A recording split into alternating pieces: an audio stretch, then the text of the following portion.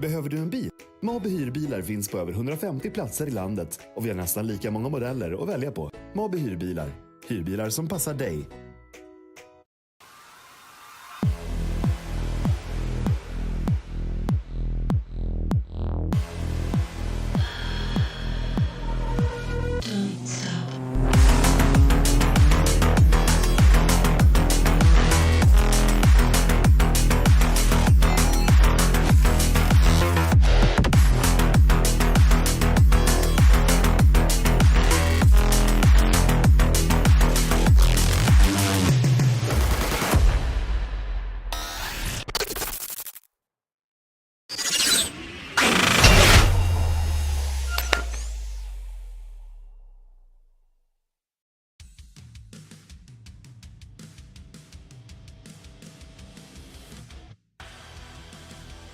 Well, it's crunch time as we come to the close of the regular season as just 2 races remain before we get to the playoffs. And it is still all to play for. If you get yourself a race victory over the next couple of rounds, then you will be there inside the top 15. It's myself, Cameron Roger, Justin Prince alongside me as we head to the tricky triangle and, of course, Pocono Speedway. It is going to be an interesting way to finish this first part of the season. We're down there in the middle right-hand side of the screen, round 14 at Pocono, 80 laps of racing for the tricky triangle by Team Superior as we have 2 super speedways to round out the regular season before in March we go to Chicagoland for the start of the round of 15 before we work our way through the playoffs to get to the championship race at Homestead, Miami on the 9th of May. It's going to be a lot of fun between now and then. But we come off a very, very tricky race back at North Wilkes. We had a double header.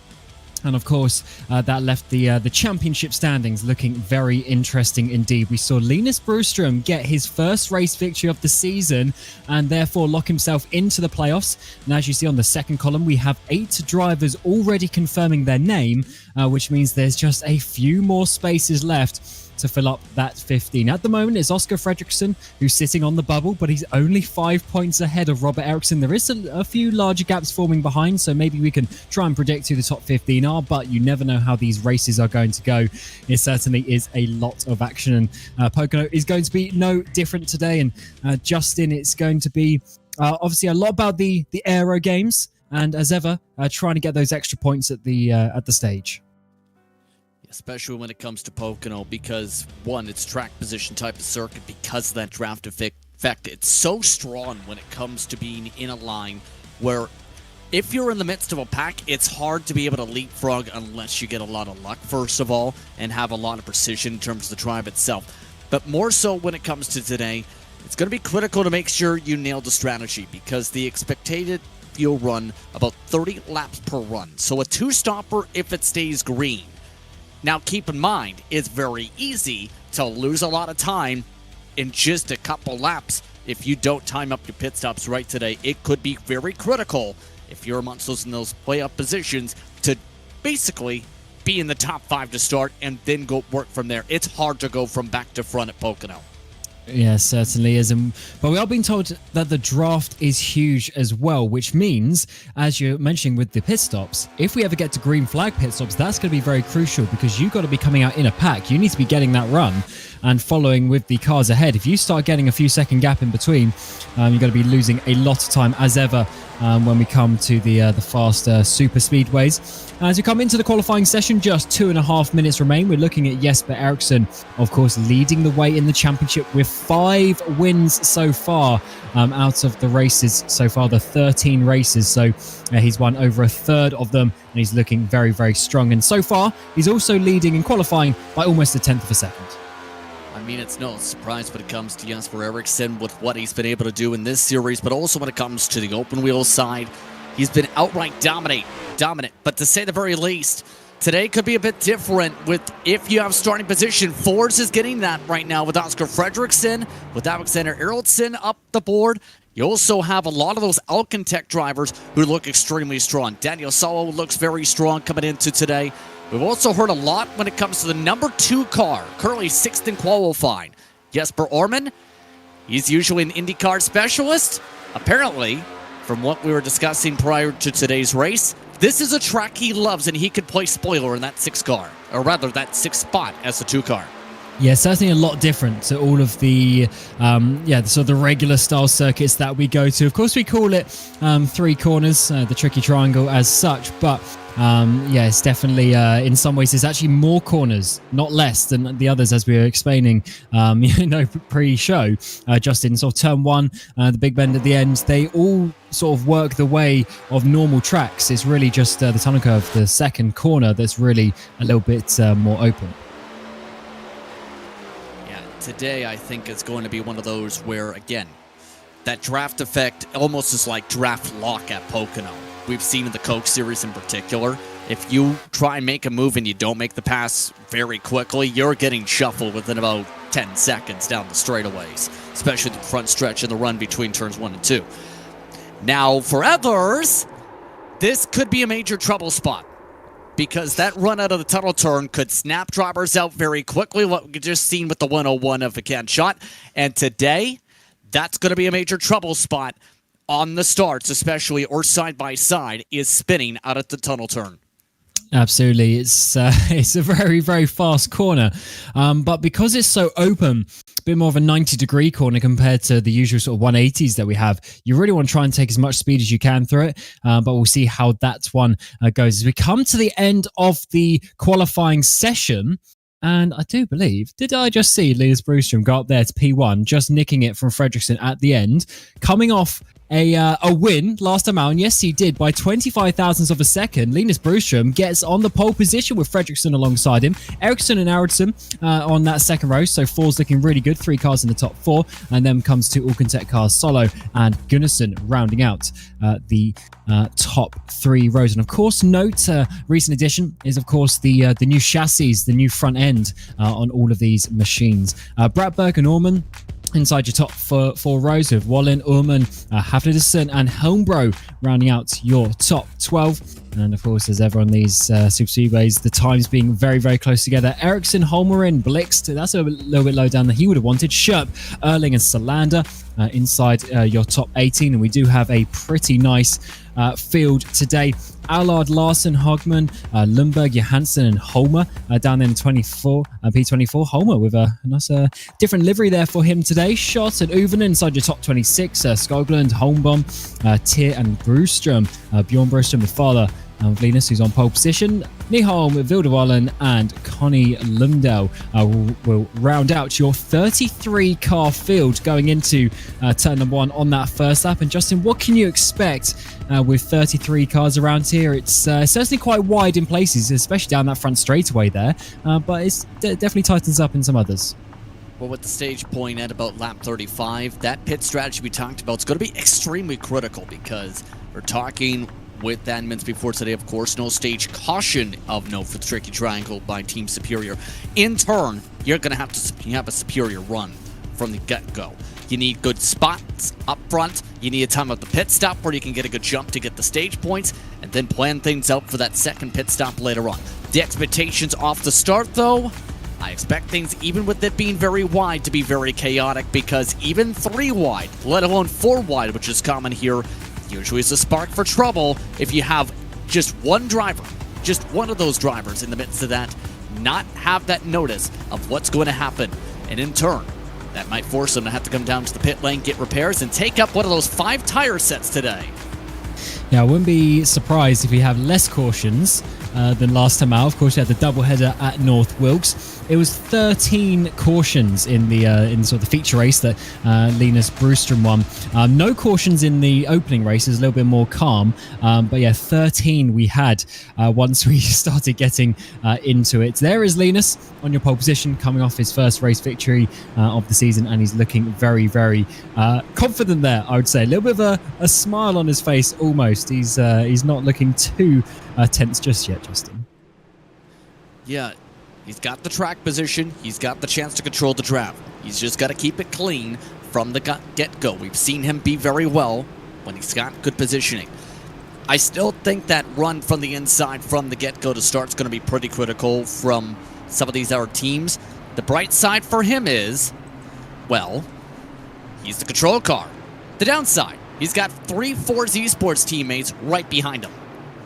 Yeah, I wonder how the game's going to work, because you're right, he's got no teammates around him. He's going to have to try and do something himself, and that makes it just a little bit more difficult. But we do know, of course, being one of the admins of the league, in fact, running the driver briefing himself, he certainly has good relations with all of the drivers. And hopefully they'll be able to race clean. 80 laps of racing, stage at lap 35, but we're looking at fuel to go about 30 laps or so. So it's probably going to be a two-stop strategy, but who's going to get their way up towards the front as we go side by side to start the tricky triangle by Team Superior, and the 71 gets a good run and goes a car length or so ahead as we head down towards the first corner. We go 3-4 wide in the background as they try and all figure themselves into some sort of formation. It's such a long run already in towards turn number 1 as it seems pretty calm through the mid-pack just now. Perfect start when it comes to your pole sitter, but for that heart of the pack, couldn't have gone any more calmer. No major 3 wide for the most part. Everybody giving themselves space. Now it's about get yourself single file, because it's very tricky to keep up with the draft if you're side by side by the exit of the tunnel turn. Let's see if they will get through this. They're looking very nice. Still 2x2, quite far down the field. But up the inside in towards the final corner is Jesper Eriksson trying to take the lead away. On the inside, the 37 machine from the second row of the grid has got himself up towards the front in his regular position in this category, as the 71 is trying to tow him all the way down towards turn 1. Such a long straightaway here. Fredriksson is following in that third place. Solo's got up into 4th as Aronson has dropped down to 5th. We're almost into fully single file formation now as they work their way onto the second lap, but look at all the different lines being used as they try and work their way. 24 going up very high down exit 1. Oh, that was actually hit to the wall in the backdrop from the 24. Aronson scraping the wall. Maybe avoid damage though, as you still see those leaders. Now, the best place to pass seems to be turn 3 at least, or at the very least, if you get enough of a run, turn 1. That being said, Linus Broström's not handling the draft too well. There's a lot of arrow watch and arrow push in traffic. He is getting extremely tight already after losing that lead draft. Now he's getting so tight he's loose. Oh, into the wall a little bit for Eriksson as well. They're all on the absolute limit of the cars already at this point in the race, where they got the the most tire grip. They were fresh tires here at the start of the race. As Fredriksson goes around the outside, uses that momentum, and will take that second place away from the 71 machine, although he's actually going to have to work for it, because the 71's kept it down the inside there. This is just letting Jesper Eriksson get away by a few car lengths as he come out onto the back straightaway, and also Solo's getting close. He's almost pushing the 71 now, coming down to turn 2. And that's how big going side by side of the corner, let alone around parts of this racetrack, can get. If you get a chance to be able to break the draft, it can be pretty intriguing, first of all. But second, it can get you a big breathing cushion, because around this point, you're at most breaking even maybe, because corner speed is advantageous when you're single filing with clean air. You're in the drafting pack like some of those aero drivers back there.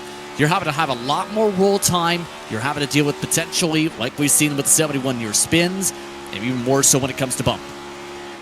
Absolutely, it's going to be a tricky one for these drivers to have a calm race, but they're doing it quite so far. We're still seeing a complete sort of different lines going on by all of the drivers, but it's such a different style of racing around here. You do generally have to do that. Just slightly in the background, we also have Oliver Bohlin in the 72, who's on a really good run of form and in this top pack. And it's the reason why I mention that is because the gap behind is almost a second down to Gunnarsson, your reigning champion in the number 1 machine. They're starting to fall off, and as we mentioned about the draft, they don't want to lose that. Otherwise, these top lot will get away and they won't be able to catch them back down. And in turn, I'm really intrigued in the 13 car in the midst of this, Danny Sauer. We talked about him a little bit already. He's someone, when it comes to Alcatech NHR by Nailing Racing, we've seen do well when it comes to these races, but also in general when it comes to some of the bigger events.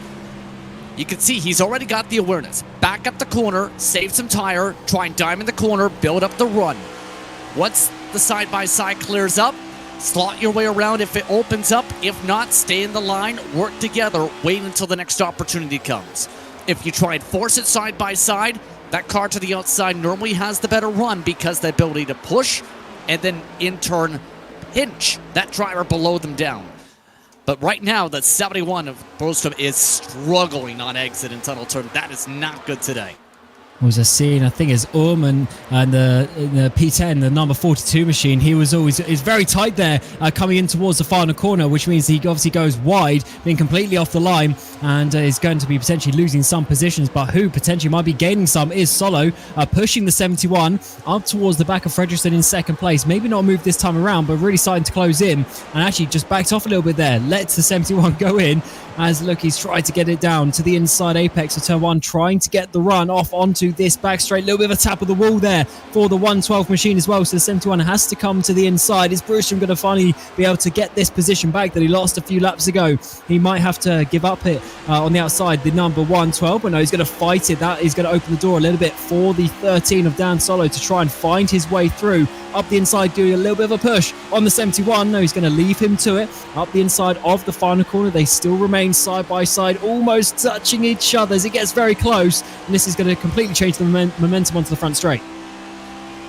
Look at that interval, though, between first and second already. That's how busy this battle's been, and that's the concern if you're any of these others. You have to make the pass quick, and if someone breaks the draft and you're still battling, yes, you have a lot of chance to be able to work with somebody, but it's with the draft model, it's so difficult to catch up to somebody once they're gone at a non-super speedway. But drafts, especially when your draft mates are spouting some of the wall like Bohlin.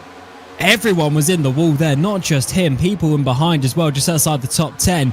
All of them going into what I think it was Hafnilson, maybe Bratberg as well, as we continue to go side by side once more through turn 2. Solo all the way around the outside of the 24 machine to get up into third place as Aracingligan, a race winner so far this season. And they scuffed the wall again. They really are on the limit of these cars. Pretty much every lap we're seeing people go there. And all this is doing is letting Jesper Eriksson get away up towards the front. And of course, this second group now has completely closed in behind. I said there's about a second gap behind Bohlin, and they're now bum drafting each other down the straight. It's crazy how quickly those things can change. It just shows you how much time you lose with those battles, as Gunnarsson does get past Bohlin into P6.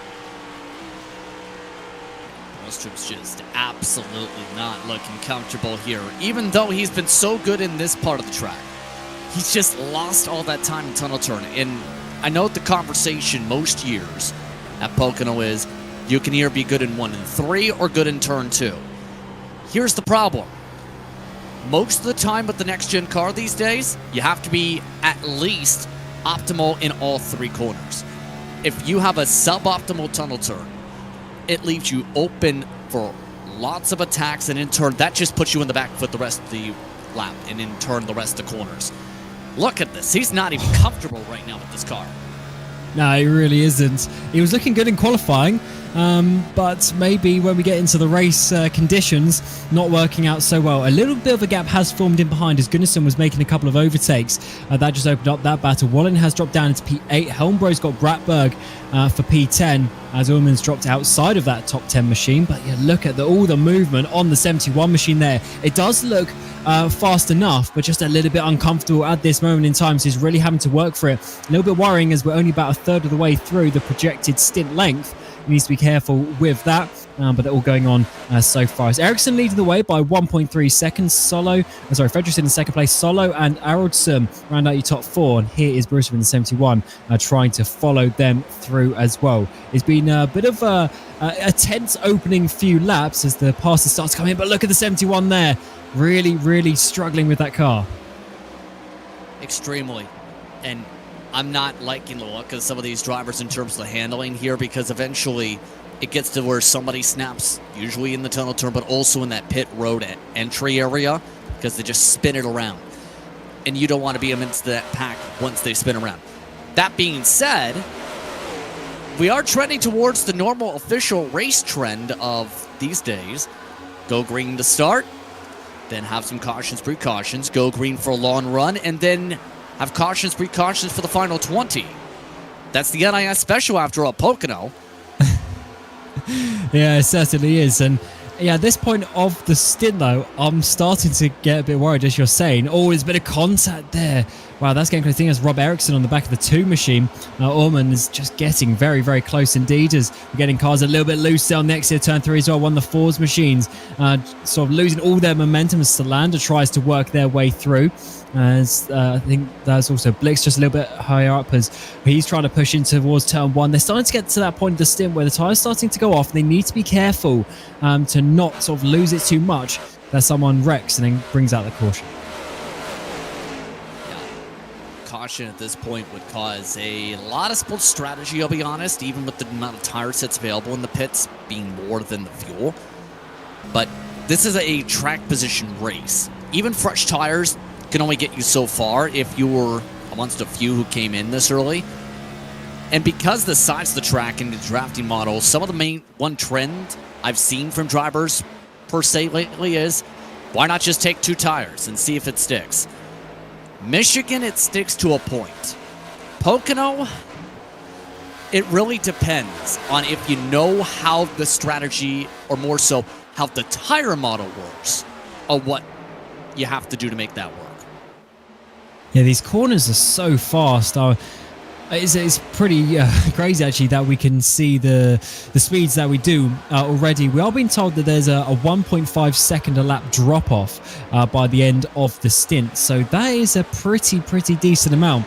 And the drivers will be feeling that already, even about a third of the way into the stint. We are already seeing lap times coming about half a second or so slower, which is pretty much on pace for that 1.5 seconds over the course of the stint.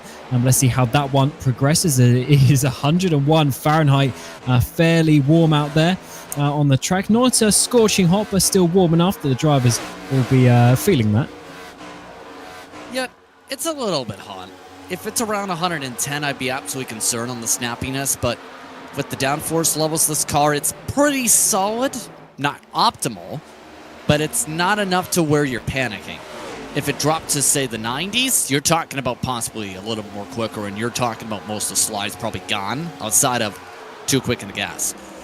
Now, that being said here, that doesn't mean you don't have tire wear. We've already seen the fall off go to about 0.4 of a second. It should start to pick up from here on out for the fall off. Absolutely. And it's the drivers who manage that better over the stint who might just have that extra couple of tenths and might be keeping their pace further down the line. We're completing lap 13 here, 14 to come. As Ericsson leads away by almost 1.5 seconds, but look how close he is in behind. I think Solo's actually trying to work a little bit with Fredriksson, but in behind Brewstrom. He's trying to get past the 24. Ericsson not fighting that one. So Brewstrom still having some speed in that car. Maybe the balance just coming back to him a little bit as we work our way through the stint. Blixter's got inside the top 10. He started down sort of P15, 16 from memory. So he's starting to work his way up and trying to catch down his couple of teammates there with Gunnarsson and Haflidsson, P6 and 7. Yeah, I'm looking across the pylon. It's kind of going exactly how I thought in that it's going to be tricky to go forward. Now, that being said, we talked about Ericsson being able to break away. The one thing that's going to the benefit of everybody else and what the time's going down is if you work together as a pack, you're going to catch up to that one car. If you battle side by side for a couple corners, you throw away all that time. All it takes is get to within 1 second. You get within 1 second, all these cars will benefit that are in this main pack. Outside the leader, of course, who will be reeled in like a fishing rod. The only thing I'm looking at, though, is out of the top 10, guess who was basically the equal fastest driver last time out? Jesper Ericsson. And the drivers behind Fredriksson and Solo were about 1/10 of a second, and even Solo was about 2/10 of a second slower last lap around. So, caution. Caution comes out, lap 15, halfway through this first opening stint of the race. The 42 has gone around, and that's actually on the entry. That's somewhere down the back straightaway. Someone must have been turned around. Anton Ullman just can't buy a break, it seems, this year. No. And that's one of the Architect cars.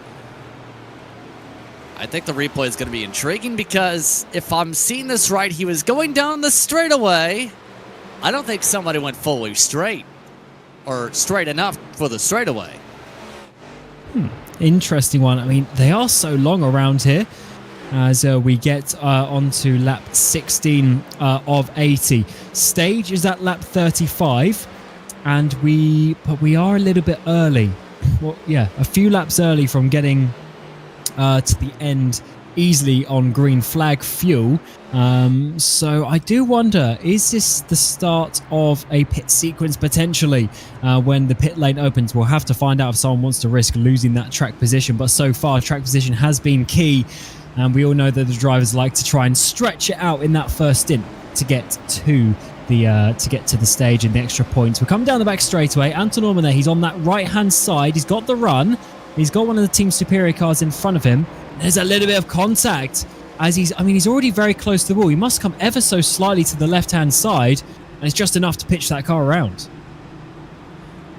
Yeah, that's why I'm almost in the feeling of it being just as simple as someone not going fully straight down the straightaway.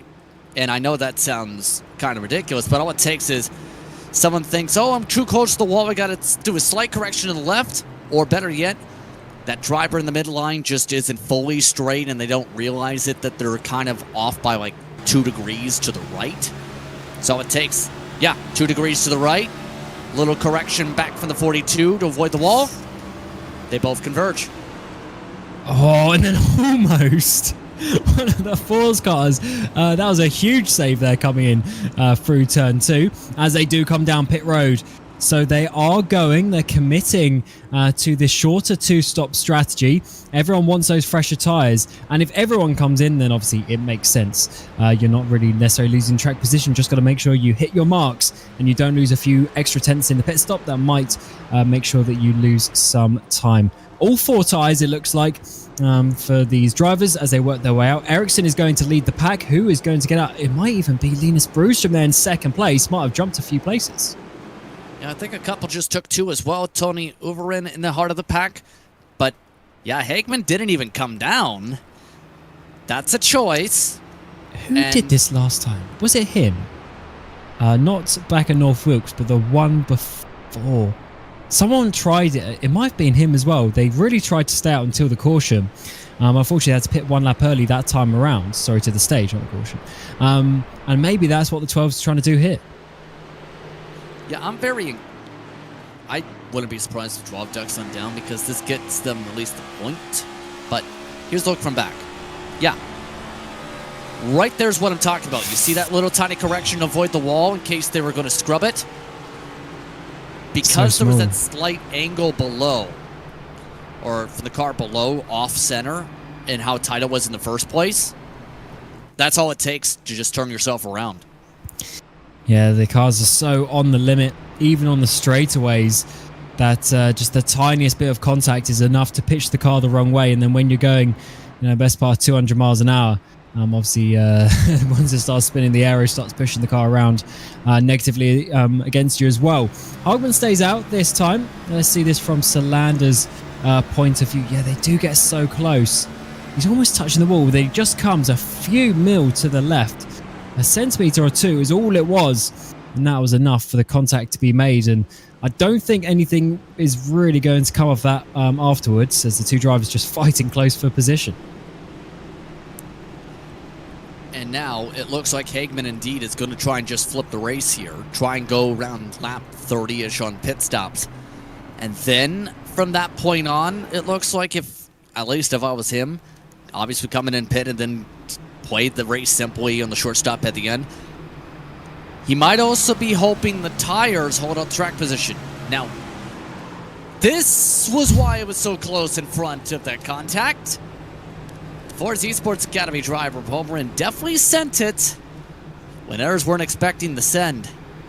Yeah, that was quite something. Very, very impressive. Up there for the vote for Save of the Season when we get to May and Homestead, Miami, to try and find out who is going to be the champion of the Bohlin Svenska Eracingligan's Oval Series for 23-24. The 6th season of this championship is really starting to make a name for itself, as this community of drivers is so good to be a part of. And yeah, we're really happy that we can broadcast this on RaceSpotTV as drivers line up once more. coming through the final corner. The 12 of Hugman on the inside, his teammate Ericsson on the outside. They got Fredriksson, another teammate, in behind, but it is Linus Broström on that second row, who was on the pole position and led for the opening lap of the race, but before started to drop off. Now we got fresher tyres on the car. Can he regain that? But it is certainly not the easiest track, and that is why it's called the Tricky Triangle by Team Superior. And we're going to go back to green flag racing. The 12 on the inside will take them away, as the 37 also gets a pretty decent run, but the 12 definitely had a car length or so advantage. How is the slipstream going to work? He moves to the right-hand side to get his teammate in behind as they try to push in towards turn number 1. Still side-by-side in the background, but almost single file already, despite starting that side-by-side. Through turn 1 we go. And for the first time of asking on this restart, the 71 machine there of Broström on the outside has kept his third place as they work their way down the back straightaway. Now it's the question, how long can Hagman hold on up front at least? This will be a good telling sign to the corner.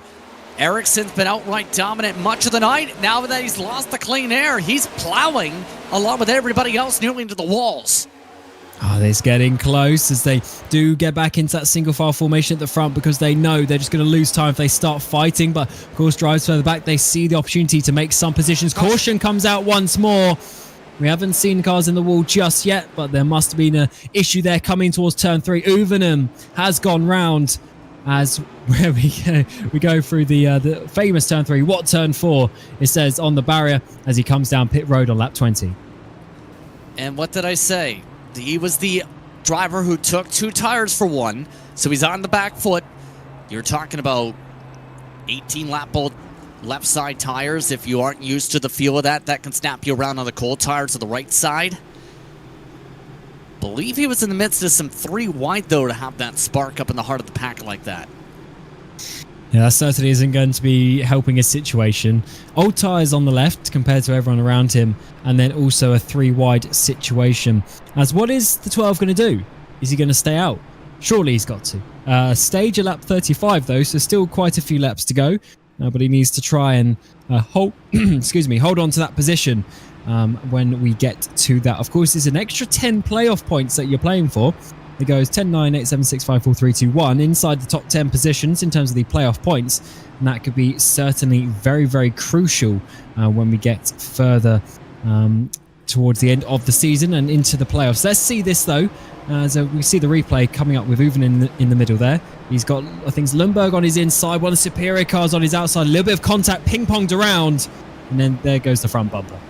That almost looked like that right front just plowed on him on the brakes. That might have been part of the issue. If not, he was a little bit too deep for it to go that straight. And it's all as simple as that. If you miss your braking mark by a couple feet, your front end doesn't want to turn as quick as some of the others, and it ends up ping-ponging you around just like that because, well, it's either you have clear space or you get ping-ponged. See another replay here from the 84 machine. Yeah, he just goes ever so slightly deep, doesn't he? Hits the superior car, then bounces off on the inside as well, and unfortunately goes around. So that is, yeah, maybe just a little bit of the fact of, as you say, colder tyres, newer tyres on the right. Maybe not just quite feeling it, but again, it just shows you how fine the margins are and how perfect your driving has to be. Cautions breed cautions, after all. What did I say? We're about that point on the strategy game, if you follow the NIS playbook, where we should be having cautions breed cautions. For those curious, by about lap 30, we should have a long green flag run until lap 60. I'll hold you to that. As we've been talking about the old commentator's curse in this series so far, especially looking back to that famous caution at Phoenix a few rounds ago. But I'll try and hold that if that is an omen to go by. I'm just pulling it out of... I'm just trying to take statistics. Yeah. I mean, that's kind of been the way... If you've ran an NIS race, everyone knows that because, well, it's about 80 laps for NIS, and that seems to happen where you spend about 30, 40 laps, including green, white checkers under caution. Attrition builds up quickly here, especially when everybody tries to bonsai it 4 wide at Pocono, because the thought process is there's room to send it. There is, but the racing line isn't necessarily that wide, which is what makes it so interesting to come here, as the caution is still remaining. We're on lap 21, coming on to lap 22. And I wonder if we're going to be going back to green flag one more time around this track. And it's certainly an interesting one to have at the end of a regular season as we try and work our way towards the playoffs. Of course, in 2 weeks' time, we go to Talladega as well, as the drivers fight for the final points, the final positions to get themselves into that top 15 of the championship and try and get as many points as they can. But it's not going to be easy at a track like that. But obviously this preceding that is definitely a tricky finish to the regular season, Justin. And I'm extremely, if I'm amongst those underneath the bubble, I should say, or underneath the cut line, extremely nervous about the potentials here because of how difficult it is. Overland, after all, is amongst those who needed a win, for example. There's another driver I'm keeping an eye on tonight that needs a good run. Oscar Fredrickson, +5 coming in. He can't afford any major stack-ups here. That 112 needs to basically play the smart way. Just get the points, get the stage points, get a good top 5 or top 10, point your way away from the gap. Because everybody else that's below that cut line so far has not had the funnest of time back there. Yeah, certainly not. And you have to remember as well, if they're behind now, if you beat them again this race, then they're going to be even further behind, which means they're going to have to absolutely send it in Talladega in a couple of weeks' time to try and get inside that top 15. But of course, the racing will continue as we have 5 rounds of action to work our way through the playoffs. Chicagoland, Richmond, Michigan, Dover, and then Homestead, Miami for the championship race. But it's not over here at Pocono. We're just over a quarter of the way through the race as we see the Forza Esports drivers once more lead our way in towards another restart. As the pace truck comes in, the tricky triangle by Team Superior will get underway once more with Marcus Hagman on that inside line leading the way through the restart. Remember, he's on older tyres. He has not stopped yet. Everyone around him is on those fresher tyres, but of course more fuel as well. We go 3 wide in the mid-pack as we try and work our way through in towards turn 1. Linus Brewstrom with the run up the inside. He made one overtake on the previous restart. Can he make another one here? He's on the inside of the 37 as they work their way through turn 1. He's going to have to work hard for it, but I think Ericsson's got just enough momentum. Ericsson needs to keep this focus simply on make the pass on Hagman, get clean air, try and run away. It worked in the first segment of this race. There's a good chance it comes through again because of how these drivers know this is the best chance to make a pass off these restarts. That's why it's 2x2 back there. It's getting pretty hectic back there with a lot of drivers scraping more spins. Oh, were they able to keep that because it's green flag racing as the caution stays in the hands of the marshals. Blix is up into 9th place. There's definitely contact working away through turns 3 there, and that is so easy to make a spin as we saw earlier on as Ericsson gets his way up the inside of turn 1. His teammate's going to drop in behind, try and stop the 71, and now it's all about how far back is Hagman going to go and how much is he going to potentially split up this pack. Look at the slipstream just closing them all in. You can even see the 112 in the background really closing in. As we get up towards the brakes, it's also going to be just a little bit side by side in the background as Haflidsson looks up the inside of Ericsson. Ericsson's doing the exact same thing he needs to be doing right now. Run, run, run, run, run, run, and very much run. Now, for Brostrom, I think he's making the same mistakes as the first run. Over pushing the car in 3, makes him up for grabs, and now he's getting boxed in behind Hagman, and all the Force cars are trying to play him around for it. If Brostrom can't make this pass, for example, guess who's there? Fredrickson to take that top line by turn 2. Oh, can he get down the inside? Yeah, Hagman. Don't know if there's a little bit of contact there, but definitely not also trying to squeeze it down on his teammate as we work our way through. Into the wall he goes as well, just struggling a little bit on those older tyres, and he might be swamped here a little bit. Look at all the cars lining up behind as he goes. Is that a 3-wide situation? Yes, it is. Up the inside for Dan Solo. Can he make 2 places? No, he goes a bit wide. Way too late on the brakes as he finally has to come up the inside because also Haflidsson out of nowhere has got himself up into P4. Very opportunistic. Hagman is down into 6th place as he is starting to go backwards as this green flag run is bringing us all the action up the inside once more. Haflidsson, is he going to be up onto the podium? I think he is as they get so close on the exit onto the front straight. was going to say that move from Sol was a very bold one to try and make it stick. And now guess what? That, if anything, lines things up teammate to teammate, try and link up together, get each other clear, and in turn, focus on getting to the top two. They need to get this done in the next lap, though, because they're getting held up massively with the fact they can't clear Fredriksson.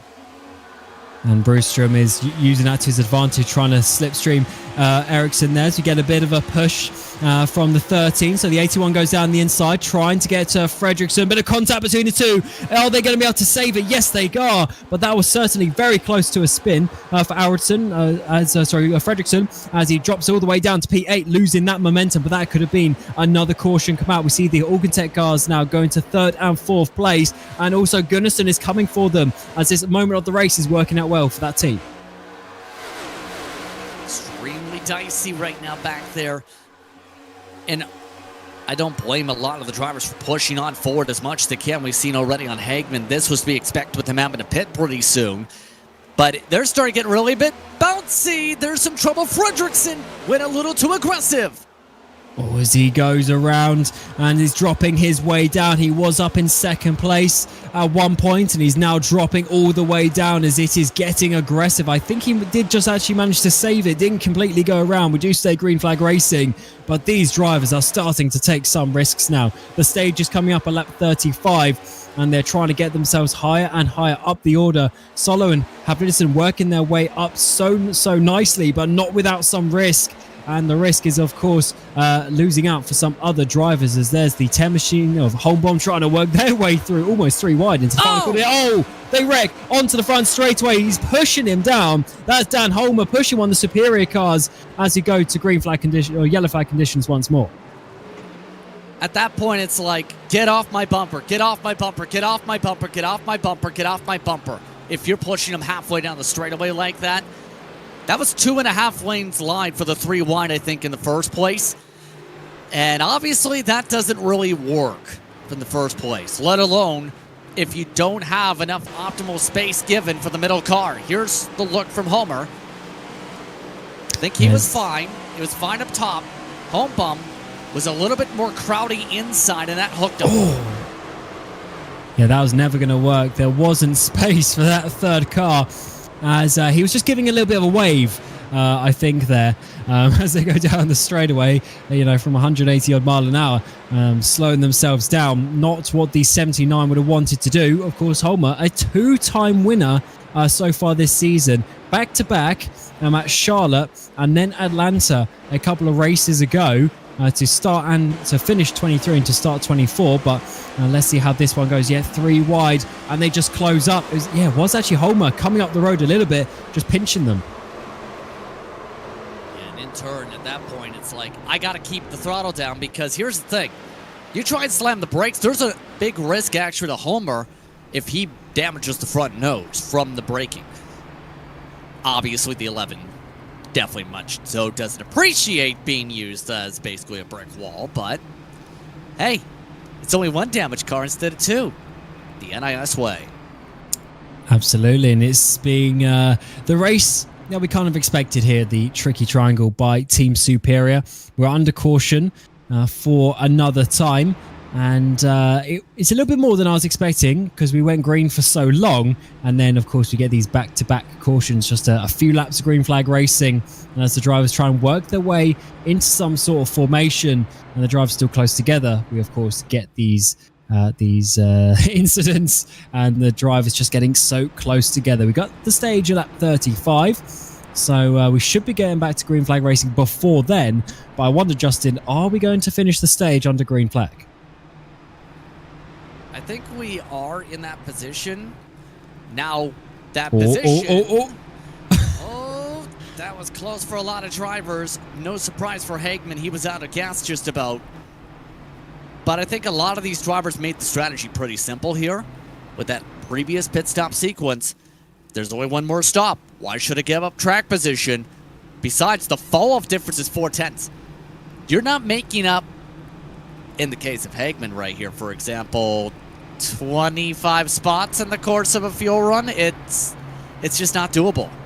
Here's in our replay. Absolutely, we're going to see this from the driver's window. They all go to the left, and then, oh no, they all come back to the right. And I wonder if they all realistically knew that they weren't going into the pit, but they just like to have some fun and games. Because as you said, I don't think it makes sense, because we are looking at a two-stop race. If they were to pit now, they would need to make 3. So I agree with you. I don't think it is really going to work, but we'll have to see how many cautions you get and how long people try and stretch these tyres out. Because what we did see back at Kansas for the second race of the season, Jesper Ericsson's first win, was that he actually came past Brewstrom in the final couple of laps on those fresher tyres. He basically overtook about 17 drivers on the final green flag run. So it can work, but it does depend on the cautions and when they're timed. Yeah, right now, if this caution came 15 laps later than this, I think drivers pit. Obviously, if you're in the top 10, you're not pitting before the end of the stage right now. You know you're good for the stage, but even better so at this point, you know that you're not getting stage points if you elect to pit here, because the next caution probably has its pace at that stage point for points. All that being determined here, though, if we get a caution around 35 to go is where it gets really indecisive, possibly, because it's going to be the thought of, do I stay out and then pit under green, or do I take the risk of the fuel save? And better yet, how many people would top off if we were to get a yellow at that point? After that point, you're coming down no matter what. Yeah, oh, definitely. As you go back to side by side, so the green flag will come out one more time around. And what are we looking like in the order? Alcantech, they're really coming back well in this race. They got Solo and Hafedison inside the top 4. Then from 6th, 7th, and 8th, we got Blix, Gunnarsson, Salander. So they've got 5 drivers up there now. They were struggling a little bit potentially in that qualifying, but in the race, they're working their way through slowly towards the front, trying to take down the Force Esports contingent up towards the front. They are slowly splitting them up, as we only really have Ericsson up towards the front. Aronson, they're down in 4th place. It's certainly an interesting one, how we see the team games like that just in sort of ebb and flow, depending on the session and the track. Yeah, I'm still in the camp that Ericsson's the most comfortable around this racetrack with clean air than anybody else. Brostrom had his chance, he lost it within a lap. Now, Danny Sullivan thinks going to be the big exclamation mark and to break this up, because he's already proven if you give him a chance to send a 3 wide, he's liking the stamp, he's sending it, and then he's going to try and park the bus in front of your nose. Just don't let the 13 do that, especially since, well, you just seen that little bit of a wink from his car. Yeah, absolutely.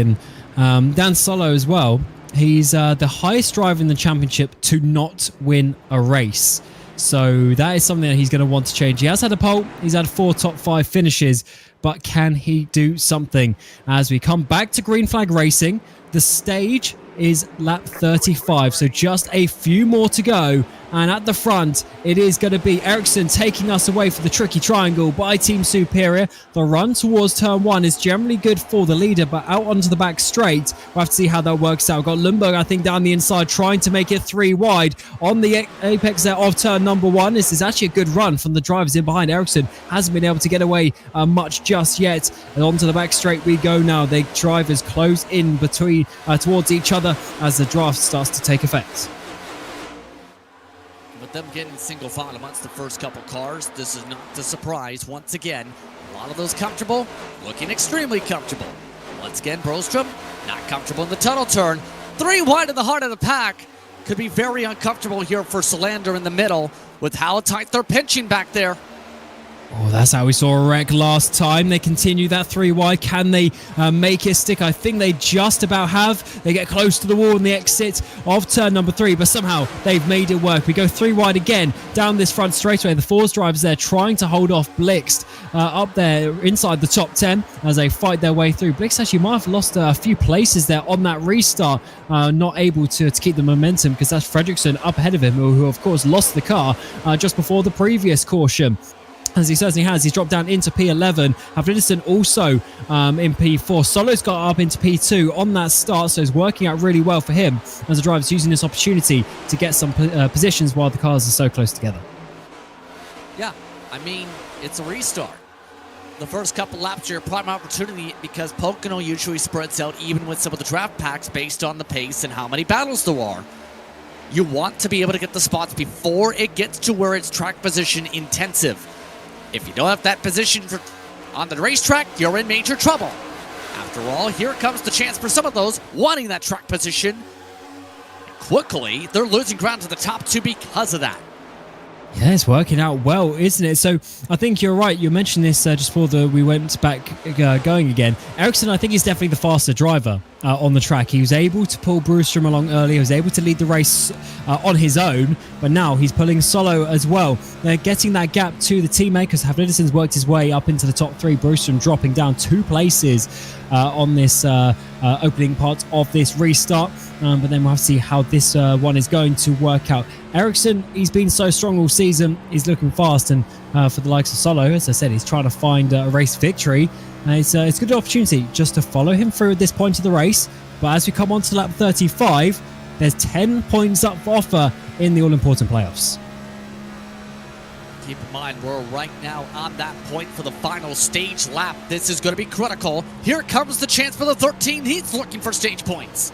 Oh, there's going to be contact. Oh, no, I think they just avoided it. Somehow, Ericsson still is leading this race, but that was so close to being spun around there on the apex of turn 1. As a 13 machine knew that was the time, that was the opportunity to get the stage win. Can he do it once more into turn 3? Turn 2 needs to set up the final move to get the extra 10 points as we come to the end of the stage here. The tricky triangle by Team Superior. We've had a few cautions, but the 37 is leading the way in towards the final corner. Will remain under green flag, of course, but who is going to get the points? As inside the top 10, they're also fighting for position. Ericsson gets up into P6, but as we come across the line, it is going to be the 37 Ericsson taking another 10 points, while Solo's looking strong there in P2. Nicely done by Ericsson. This has been the type of season after all, and I don't blame the 13 for going. He's the first of those in terms of the points, mind you. And the better position you can get, the more chance you can have to lock yourself fully in via points and not have to worry about the rest of the season until the playoffs start, really, for Chicagoland. But that all being said here, that battle for the lead, I think, isn't off yet. Better yet, Oliver Bohlin is about to have a lot of hungry race cars looking to battle pretty soon if they don't spend too much time battling themselves.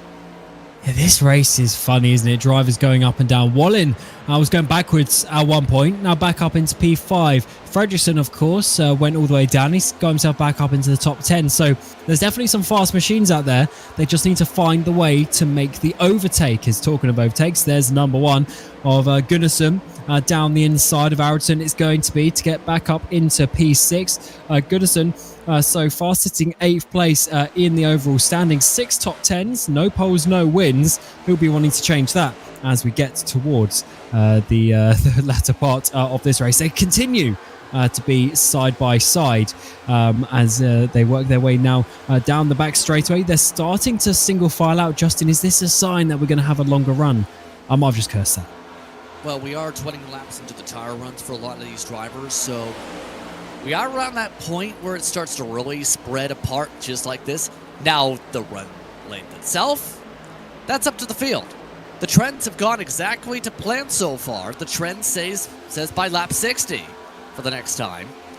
That's around the time a lot of pit stops are projected, and I think a lot of drivers are going to be pretty much thinking soon, when do I make that hard left turn to the pit cone?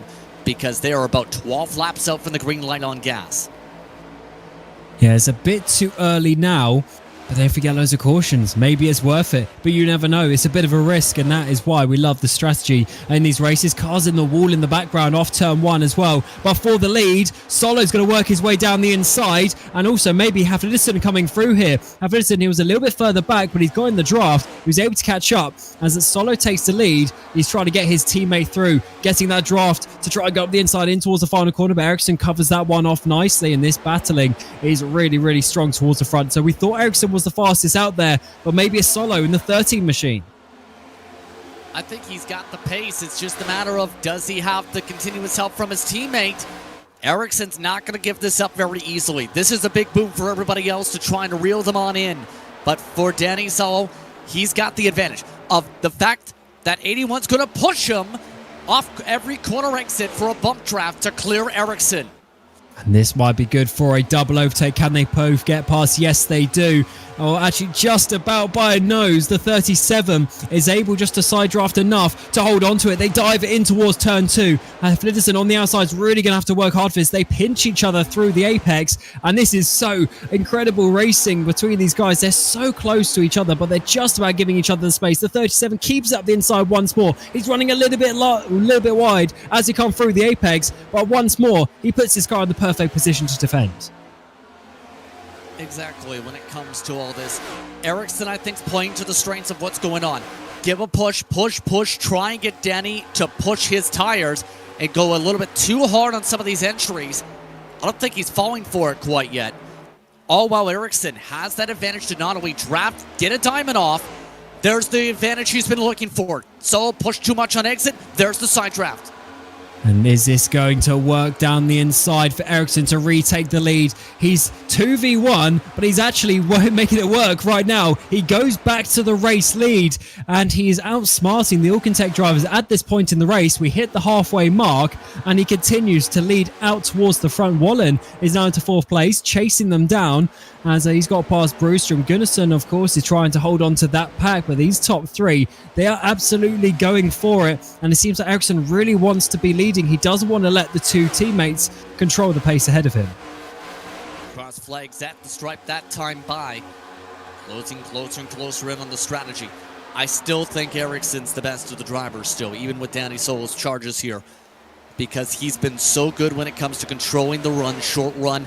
And now Danny Soul, if anything, he's back into the trouble of aero wash, making him very tight.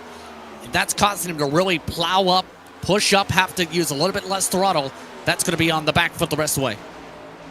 Oh, and look at the bubble there from the 13, a little bit too tight to the apex of turn number 2. As a bit of gappers in the background, one of the Force drivers, that might be Helmbro, completely, maybe in the wall, but definitely lost a lot of momentum, and he's dropped down behind Fredriksson, and now also Blix is trying to get back past him, round the outside of the final corner, onto the front straightaway. He does have a teammate ahead of him, does Helmbro, but it's not enough. He loses that momentum, and he drops his way down, and unfortunately, even with the little bit of slipstream there from Fredriksson, not enough. Blix, of course, went down. He went up even to 6th place at one point, but he's now back down to P10. But look at all of the cars around him, all of the Force Esports drivers trying to stop him and his teammate Salander come up the field. And we talked about how these drivers, some of them elected to come in, mind you, earlier on in the caution. I don't think this is going to work that way they were hoping. So with the way this is shaping out, it goes right back to exactly what I thought it was going to happen. Those drivers in the back are going to stay at the back. They're going to be in the back the rest of the way unless they start chipping away, try and get some advantage in the clean on the offset, but it's not going to be enough to make the big difference. You need to be in these grouping of cars you see here. Tap a true shot, as it looks like they're going to try to see if Flitterson is a better car for the lead. And they need to do so, because by half a second, despite being in the draft, they're losing time. Eracingligan is pulling away towards the front, and now they need to swap around and try something to catch him down, as the 81 is now into 2nd place. Does he have anything to try and chase down after Eracingligan? They were having a great scrap in the Formula Series last week of VIR, which will, of course, return next week, as well as we alternate between the Oval and the Formula Series in the Bohlin Svenska Eracingligan racing every week here on RaceSpotTV. And some of these drivers doing both series. And once again, is Eracingligan and Flitterson batting out for the top. But is someone else in the wall there on the exit of turn 3, just showing you how difficult this racing is. It's just a tricky racetrack as a whole because of this huge draft lock we were talking about. It's to where, over the years, usually the best who's in terms of tire efficiency was the best. It's more so a little bit of a column A in that part, a little bit of, you know, when you should pass and when you shouldn't pass. If you don't know when to pass, then you're in trouble. If you do know when to make a pass, like we just seen Gunnarsson just do, you're in a good spot. You don't lose the draft. You get the toe of the next car. You just have to hope you get helping fast.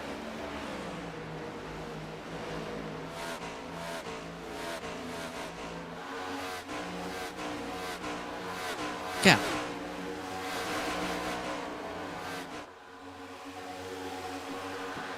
And I think we lost Cam. So with that being said, in terms of the race cars here, Ericsson still that half a second difference up front for those just tuning in here. Pit window about to open up as well. Oh, Ericsson amongst those getting too dicey here. Yeah, this is getting close down the back straightaway. We're 3 wide between the teammates. Another one up ahead of them. Forza Esports will be covering their eyes as we watch this in towards turn 2. A little bit of a wiggle on the exit as well as they're trying to hold up some of the other drivers coming in behind of Blixton and Salander. And this is a difficult moment for Forza. They need to have a tough battle to hold the Alcatech drivers behind, but that is going to be a huge run round the outside there from Salander. Blix is going to be getting involved. Maybe a little bit of contact between the two. Look at the run from the 95 machine down this front straight away, as unfortunately that momentum is going to be completely lost by Fredriksson, and he's going to have to drop in behind potentially. No, he's going to fight it on the brakes on the inside of turn 1. Blix completely backed out of that one, not wanting to fight it, but actually Fredriksson had gone a little bit too wide, and the 95 gets the momentum down this straight. Oh, someone just spinning down into turn 2. Cedric Holmbaum just hit the inside wall for the caution, and he's still spinning it. Yeah, definitely damage on that car. Couldn't get it re-going. So lap 46, we go back to caution. And I'll tell you what, this might be pit time. 30 and a bit laps to go. And 30 laps on a stint, but we're probably going to get another caution maybe. And including this one, I think it might be worth the risk. Of course, your tyres will be very old by the end. But I think this might be the time to see our second and potentially final pit stop of the race. Ericsson leads Hafedison, Solo, Bohlin and Gunnarsson inside your top 5. But how will they look when we get to the end of the race? It's going to become a fuel mileage race a little bit. I think the top end is 32, but if you're leading the draft, it might not be. This is a little bit tight on the gas. I wouldn't be surprised if a couple top off just for safety. And better yet, in case there's green-white checkers, otherwise, we're going to see a lot of people run out. Yeah, we certainly are. While we wait for the drivers to give us the key, whether they're going to come in or not, we'll go a bit of race spot side by side as we get some messages from our partners.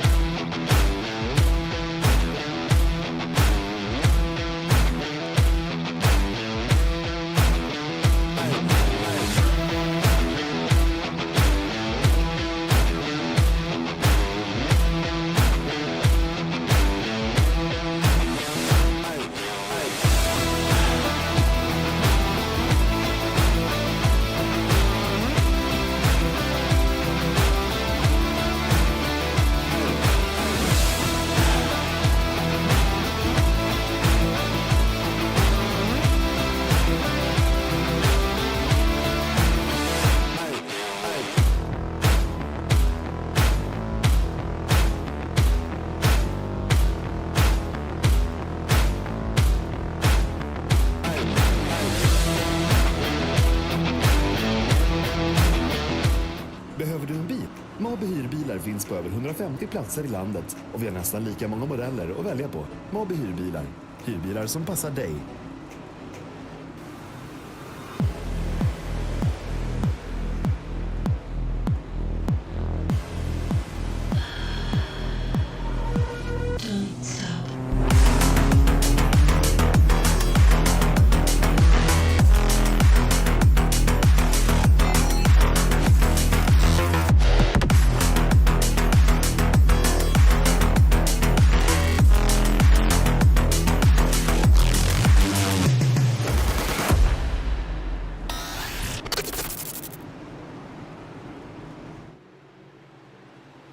Welcome back to Pocono Raceway and the penultimate round of the regular season here for the Bohlin Svenska Eracingligan. Is myself, Cameron Roger, Justin Prince alongside me, and Dame Bed on the production of this RaceSpotTV broadcast as you join us under caution once more, lap 48 of 80. And we are yet to find out exactly what the fastest way to the end is. But many drivers think pitting now was the time. It's just about 30 laps on fuel and green flag conditions. By the time we get back going, they should be okay. but it'll certainly be a tire game then, saving them to the end if we go to the green. But it looks like Hogman and Erling have stayed out. Hogman did this on the first caution period as well, trying to get those extra stage points. It didn't quite work that time, but will it work once more as Erling is trying to follow him through? Let's see how this one works out, because of course Ericsson, after descending solo, were having a huge battle for the race lead, but now they're going to have to reset and go back racing. Justin, we almost had a nice lengthy green period, but unfortunately just a few spins still coming out from some of these drivers as they try and work their way through the tricky triangle. This is perplexing, I think, for a couple of the front runners as Homerin does top off this time. The top two, there's no way they're making it, obviously. Better yet, there's no way this is a winning strategy in the first place, Cameron, because if you have a caution, even by the end of the fuel window in the estimates here, they're not making up the spots because they did the exact same call in the last caution periods, and they were running in the 20s and the teens. I don't get this. It's an interesting one. It's an interesting call, and I'm excited to see how it's going to unfold, because we always want a strategy where you never really know what is going to happen. And so far we are still, we've got many questions and not many answers to them just yet. But we're going to have 30 laps of racing to the end of the race. It's been a tricky one, as the name suggests, the tricky triangle by Team Superior. But I just wonder, is a certain driver going to stand out potentially to try and make it work? Let's see a replay of the number 10 machine Honda on the white car in the middle. He's got Ericsson behind, and he just loses it himself, it seems. He didn't look particularly offline, maybe the tiniest bit high, but just enough to spin the car around there. And that is what's brought out this caution. I think we're on caution 5 of the race, if my counting doesn't fail me. So a little bit more, but we did get 13 last time in North Wilkes at the short track. So a little bit less than that. We have the two black and orange 4Z sports machines on the front row, potentially strategically staying out to potentially help in some way their teammate of the 37 Ericsson in behind. We go side by side once more, and with 30 laps remaining in the race, we go back to green flag racing at the tricky triangle by Team Superior, and it's 4Z Sports with a 1-2-3 on the restart. They get the run as the two drivers on the front row have stayed out there on the older tyres, and they're going to be swamped surely at some point in this stint. The 37 takes it to the inside, will hopefully regain that second position as he works his way through 3 wide in the middle there. The blue machine of Bohlin, as on the outside there, that was one of the 4Z Sports, maybe Erling, getting the run into the wall. Definitely Erling, and a lot of drivers are pretty much saying, we need to go, and there goes someone to the wall. Oh, is that going to cause a bigger wreck as they come back up the track? Yes, it is. A few more drivers involved in the back. Bjorn Brostrom, as trying to see exactly who is involved. The 49 as well, I think I saw. So a few drivers there. That was Kenneth Tier, the 49. Unfortunately, we go back to green flag racing, and that didn't last long. And that was Oscar Fredrickson, who got the worst of it in that 112 car from the 10th spot. Lots of drivers wanted to go, and now one of the drivers who needed points today, he's on the tow truck and out of the car. That's a big shame. That is a big shame. Big name to go around, and just showing you how difficult it is when you're in these battle packs, and just little bits of contact, a little bits of a miscommunication of the body language, and you can very easily go around. And as you go back to caution once more, they have to reset. And all this does is actually help the drivers a little bit who stayed out, as we have more laps under caution. That's the perfect boon for everybody who needed fuel strategy, isn't it, though? Because this makes sure they're at least good to go for the rest of the race.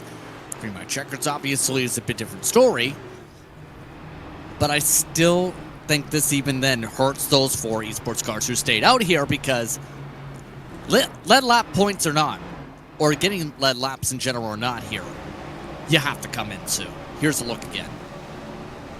Oh, look at all the cars battling with the Talk and Text on the inside there, as the 42 was pushing the 95, and it was just enough to make some contact with the rear left of Fredrickson, and he goes around as one of the Superior cars gets involved there with couple of the other drivers, Brostrom and Tier, unfortunately. And that is not exactly what you want to see. Connie Lundo is around as well. Uhrmann, as we mentioned many times ago, is already out of the race. So we're down to 32 cars, and we might lose a few more there. And I think for a couple drivers, again, this falls back to we have to get the repairs done or else you're in trouble. Now for Connie Lundell, it's like, gotta keep it up high. Oh, I'm in a parking lot. That's not great. Yeah, what can you do? What can you do in that situation? So unlucky, and just part of the fact that they, you're that far back in the pack. When cars spin in front of you, you just really don't have anywhere to go. So many cars, and unfortunately, that's the way that this racing goes. So what is left is Hagman still staying out there, managing to make it work. Ericsson will be alongside him on that front row. Then it's Hafidison and Oliver Wallen, who's having another good one. Here's Kenneth Tier, and the car just comes way up into his line. I mean, he did see it coming for quite a while, but realistically, even then in these cars, it's not like you can just turn left and get out of the way. It's certainly a little bit more tricky, as the name suggests. And with the tricky triangle at this point, this is the attrition point that we were expecting around this mark or so. Bjorn Brostrom, for example. You're committed up top at that point, and pretty clearly you can't slow down to a dead stop with this car. It takes basically half the straightaway in some cases just to get it to speed or off the speed. You're not stopping on a dime. Just look at Bjorn. It's like from here on out, it's like, I'm in it. I guess I'm in it. Try and minimize damage. Please minimize my damage. Ow. Yeah, hard hit there into the 49. Such a tricky situation, but that's part of racing. And as we see Kenneth Tier there just wave to his buddies as they go past and continue on with their race. And talking of continuing on, looks like we're going back to side-by-side action. So I'm actually looking forward to this restart. We've got the 72 there of Oliver Wallen. We've been mentioning he's on good form, and now he's right up there towards the front in that blue machine. And he's really looking good, and to be honest, I'm slightly starting to rate him for this race. He's got past Solo as well, and that is pretty good because Solo, of course, was leading the race a little bit earlier. Yeah, for Solo, I think he's in the competition, obviously, for the win. I know it's a straight-up question and answer, but I think it's him and Ericsson. Flittison, I think, has kind of become the third player in that. We haven't seen enough of Flittison from this race yet. See how he's going to respond. Now, the start that's going to happen, though, keep in mind, you have cars that are Force affiliated 1 and 2. It's not going to be off the start if you're Flittison to make the charge yet. No, he's not going to have to work for that. But actually, if he gets a good run, he might get down the inside of the 37. So we always see the inside line working out really well because the leaders are able to call their green flag effectively, and they're able to always get that run. So that might open the door for the 81 to dive it down the inside, and that is going to work out really well for him. So Ericsson needs to really be in communication from his teammate Hagman, as will be Marcus Hagman in the 12 machine following the pace truck, but once it goes out of the way, he will have the power in his right foot to restart this race. And I don't think he's going to be winning this race, depending on how many cautions and how things work out. But he might be able to help his teammate Jesper Ericsson get in a good position. We go back to green flag conditions, wins the restart zone. And there, the 12 machine takes us underway. The tricky triangle by Team Superior goes back to green flag racing. As does he get a good enough run down the inside of turn 1 is going to be, yes, Hafidison has not been able to follow him too well. Ericsson might be okay for P2. But he's actually a little bit too fast. He can't come down because his teammate is in the way. So he's going to have to be very tricky. Hafidison might get the run onto the back straightaway. Oliver Wallen also in behind, trying to get the draft down his back straightaway. Car's almost making some contact there. Some smoke and dust being brought up. And yes, something has happened because you go back to green flag racing, and in the background, there's a few cars without some body parts. Yeah, the 77 Peter Helmborough got a lot of the worst of it from the heart of the pack, I think, for 9th. Again, as he tows the car there, not a surprise to see that immediately off the start. This is around the point where it gets crazy. And guess what? I think driver said, it's 4 wide time. Yeah, because that's going to work, isn't it? Is that Hogman coming down to pit road, but maybe just signaling his intentions for 1 lap's time. And it is so ironic how these sayings, they just work, don't they? The cautions be cautions, and they're just so true. Let's see this once more. The 77 Helmborough, he's sort of up high. He's got his teammate in front of him. And he's got, is that Lundberg maybe trying to come up the inside? But no, he's going to go to the outside of his teammate and then just get squeezed a little bit. No room for that. That was a bit of a silly mistake. That was always going to happen. And a big hard hit into the wall. And there goes the day of the 77. And in turn, the day possibly for Eracingligan, because that crushed the front nose of the 24. Perfect timing for Eracingligan, though. Gets speed control car. And now doesn't have to deal with the driver on old tires, albeit an affiliate mate. Although that does, if anything, help out the 81 for the restart if Michael gets a run on the right line. Yeah, he'll be following Eracingligan in line, as you say, on that inside. And that has been looking pretty good in that 3rd place today. And of course, Bohlin will now be on the outside of the 2nd row, so he'll potentially be able to try and do something. Of course, all these drivers now should and will be staying out to the end of this race. It was a little bit slightly concerning of the fuel number, but I think they're okay now. There's actually, is Hagman coming in? They're all coming in, apart from Eracingligan. Eracingligan has stayed out. Loads of drivers go to the left-hand side. Did they actually come in? No, they all come back onto the screen as they decide. But as you know, Hogman does stay, but that is because he's on a different strategy, so that makes sense. But everyone else, they were just playing the game as ever. Yeah, at this point, if everyone pits, you risk it. Now, here's the thing. We're talking about probably at the end of the race, someone takes the tires, but at the same time, you have to probably expect 4 or 5 to stay out. The superior top dogs are not having a superior time right now.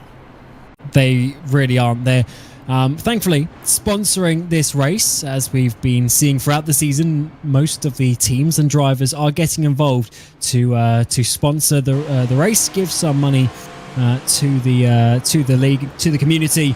And but unfortunately, it seems that most of the time, if you sponsor a race, it goes badly. The one I do remember did work was when we had the actually 4 corners, 333. At the Indy Oval, which Eracingligan won. He actually forgot that his own team sponsored the race, but apart from that, I think it has gone pretty badly for some of the other teams as the I don't know, it's just the way things go sometimes when that happens. Oh, we just got an interesting bulletin. Single file restart for this one. I'm guessing we've had too many cautions in a row, and admins have said, if that's the response here, let's go single file and let's not go 4 wide again. Ooh, interesting choice. I wonder if that is going to change anything. I'm not a hater of the single file restarts, actually.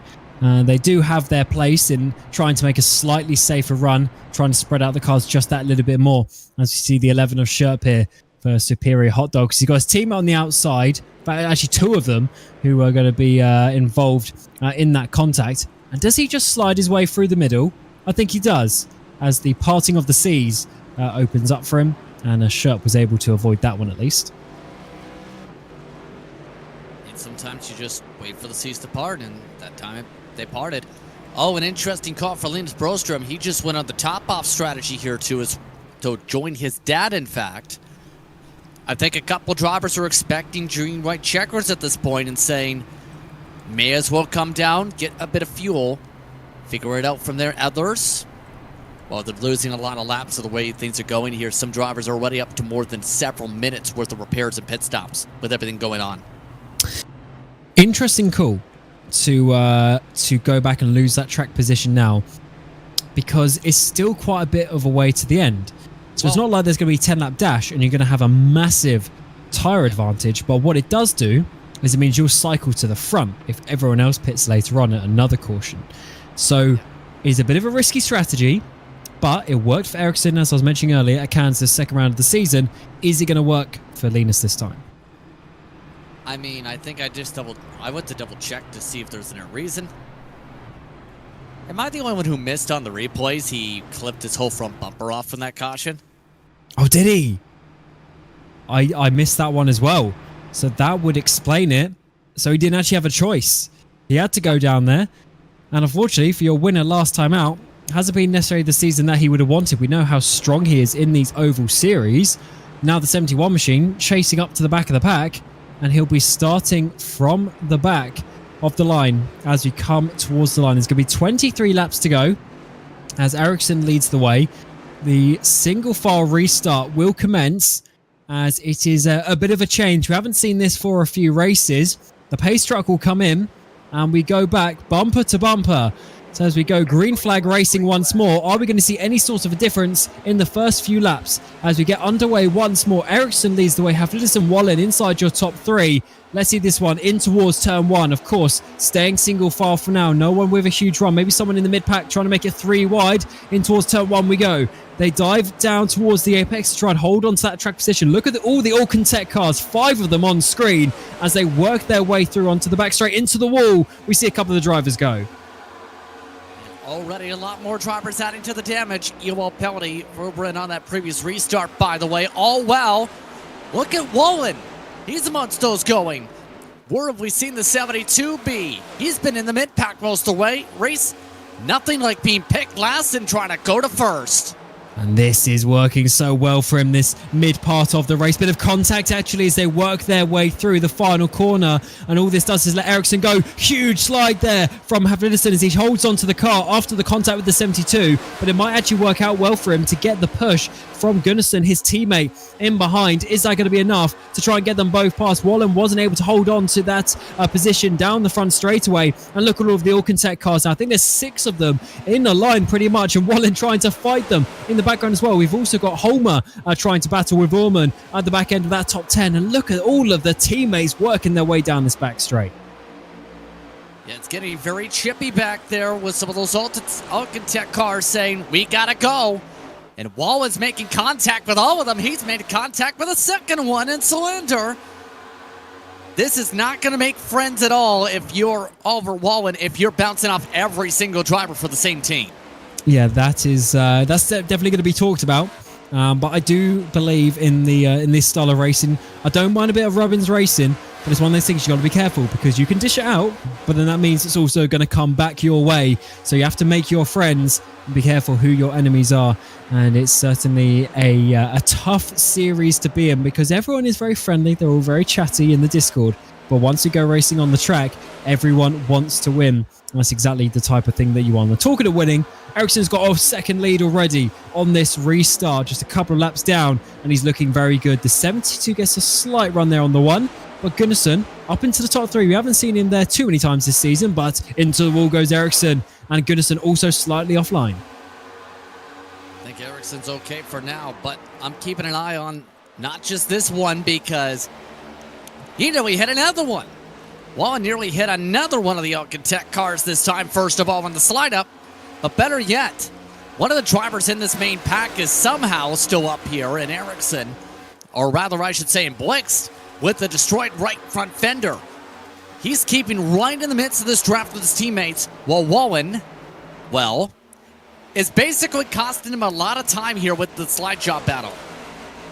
Also, Lundberg, Holmer, and Ullman, they've had issues this race, so they're up inside the top 10. Just shows you how you have to keep on going in these longer races. 1 quarter to go, 20 laps out of 80 still remain in the tricky triangle by Team Superior. Side by side we go in towards turn 2. Up the inside is for Gunnarsson. The outside for the blue machine of Wallen. In towards the final corner. That run is so nice for battling through turns 2 into turn 3. Wallen's going to hold on to it around the outside. That's let Haflidas go away. And look at the train of cars in behind, all coming for him. This is going to be big, big pressure to hold on to it.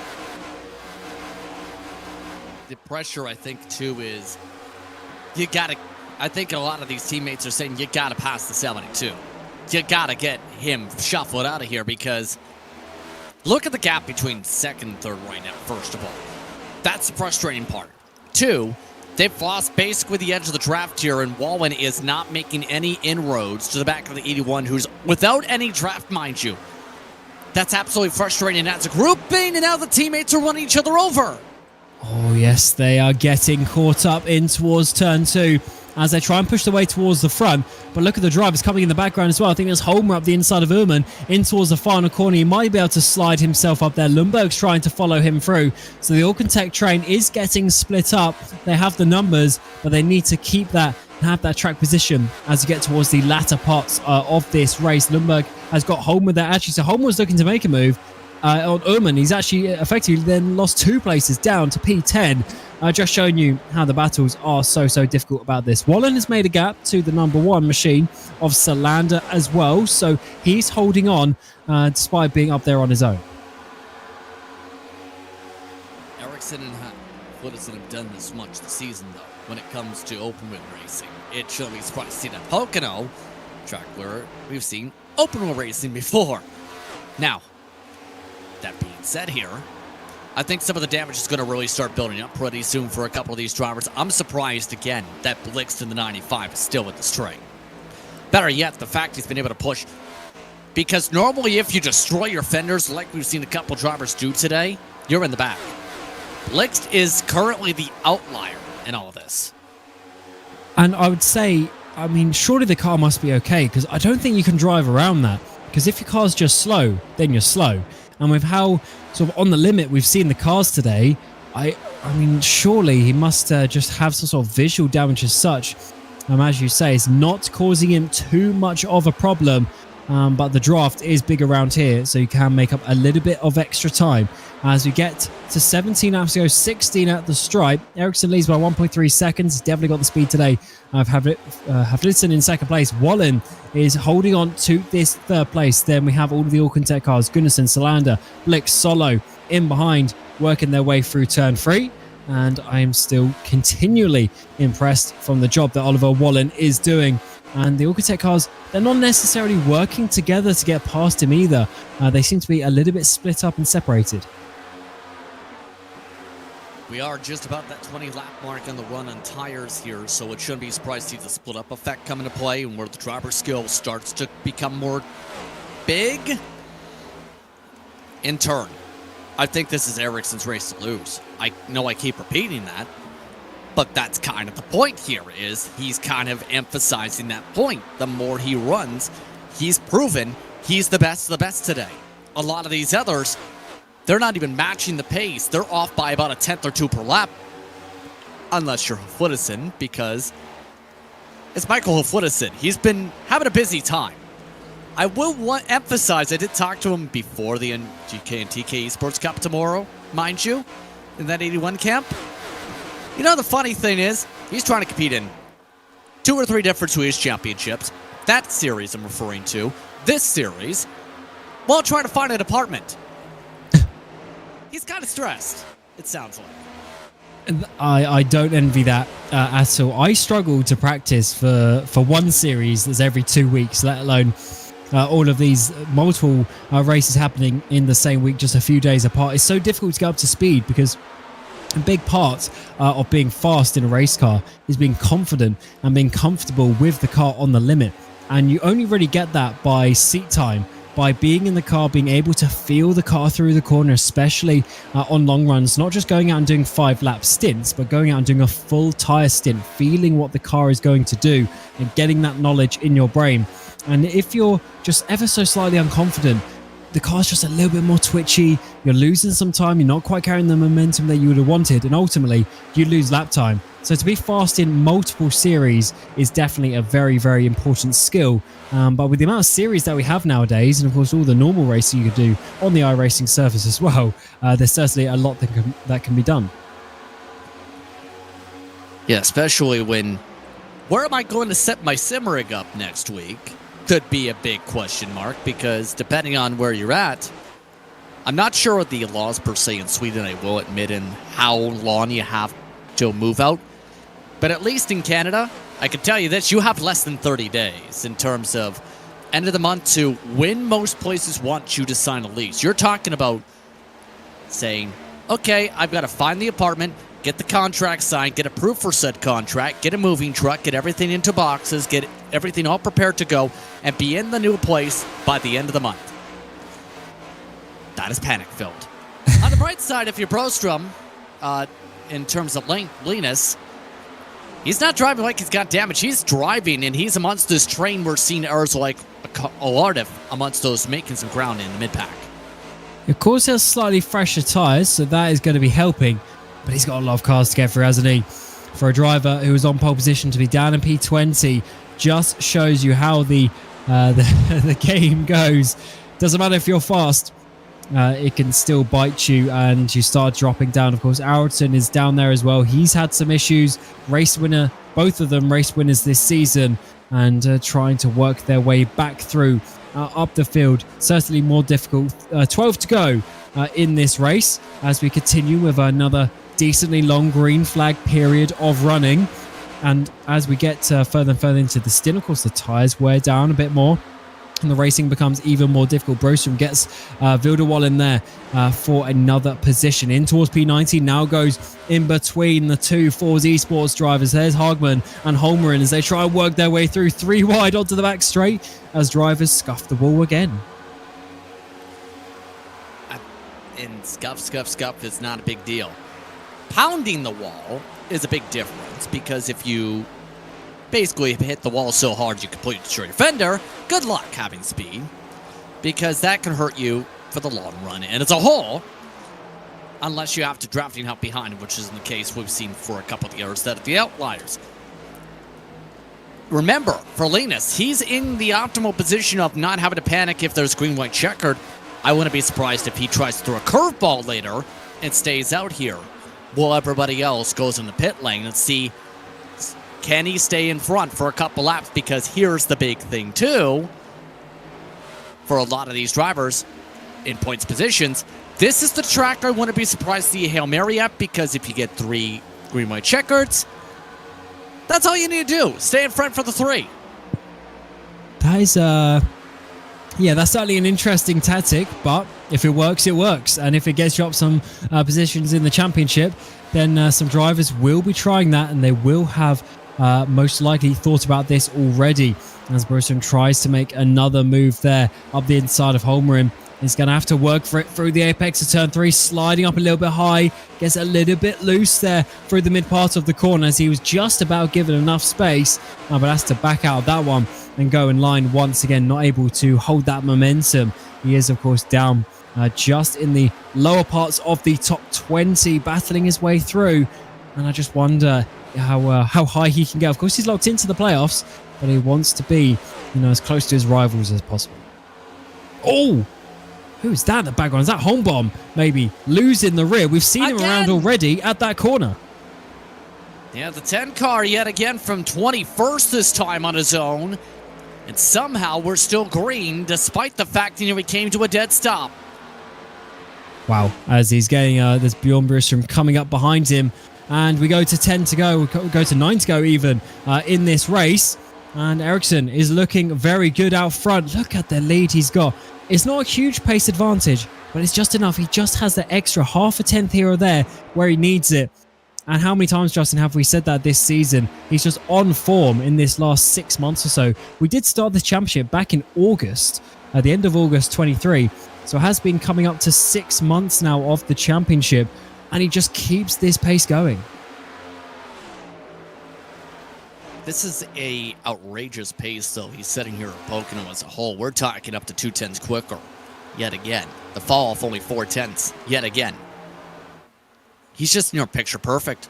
We've talked about his name all year long. He's probably one of the best overall drivers in this series in terms of Svenska competition. Yeah, winning the Formula Series at the end of 2023. And right up towards the front of the Formula Series this time around for the second series of that as we enter 2024.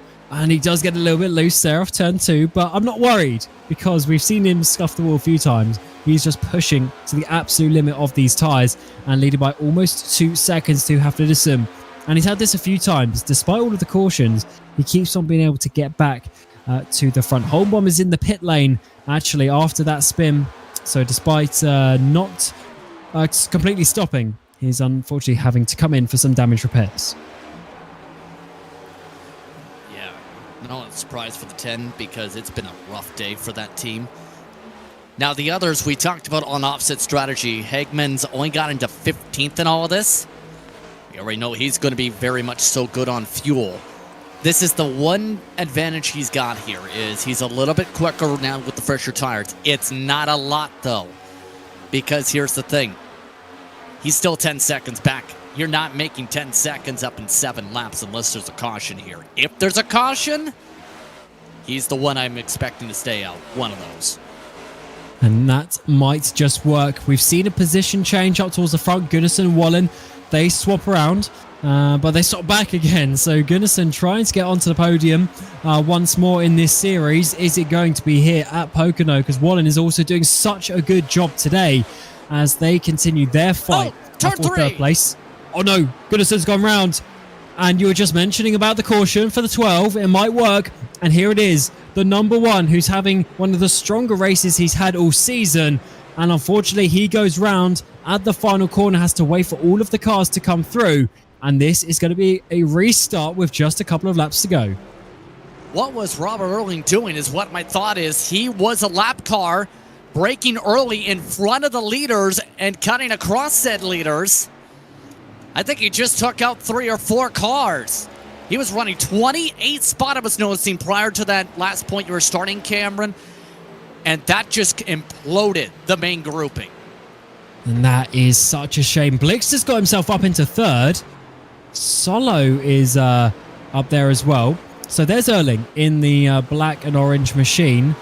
He's on the inside of turn 2, going a little bit slow. Wallen is on the outside.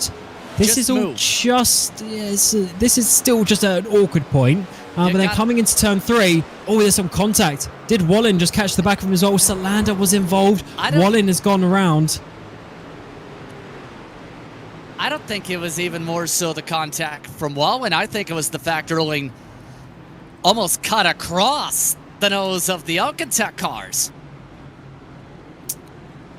Yeah, definitely an interesting one when you get some team factors coming into that. I don't think anything on purpose as such, but certainly interesting with the way that it was working. Let's see this from Solander's point of view. So he's got Wallen on the right-hand side there. Erling's all going to cut across the front. That slows the one down, and then unfortunately just rolls back. Erling rolls back up into his path. But yeah, Wallen completely taken out from such a strong position. The 72 machine is now down on pit road. So yes, Ericsson's coming to the pit lane as well. Boy. This is what I talked about. This is the mix-up. And this has just fallen into Hofwitterson's lap. I am surprised.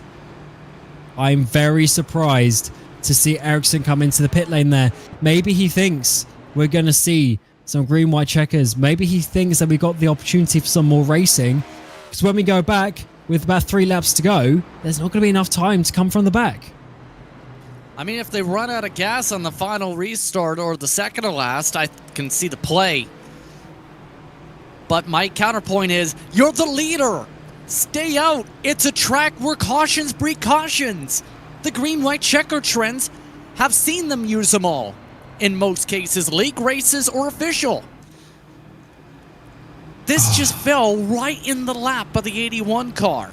And even though half of Alcantech just imploded, the other half are the benefactors. It is so funny how these games roll around. And talking of rolling, Michael Haflidsson leading the way. The last race that he won was the Roll the Dice by Trash Car Customs at Las Vegas. The opening race of the double header there. And now he's going to be leading the pack once more with a handful of laps to go.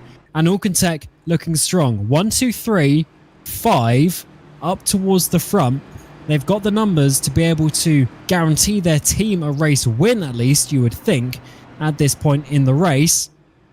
This is certainly Very interesting ones. The light's still on the pace truck, so another lap around we go. So that means it will be 3 to go if the lights go off here. And that is certainly going to be a very short period of time for these drivers to have their battle to the end of the race. And I don't think they've gone back to double file. I think Race Control just told the field we are going double file. So they will have to manually do it, I think, here for this restart because they did it at the 1 to go signal. But it is back to double file. Interesting call there. Very interesting indeed. There's the stint lengths. And, I mean, it's close, isn't it? We were sold about 30 to 32 laps.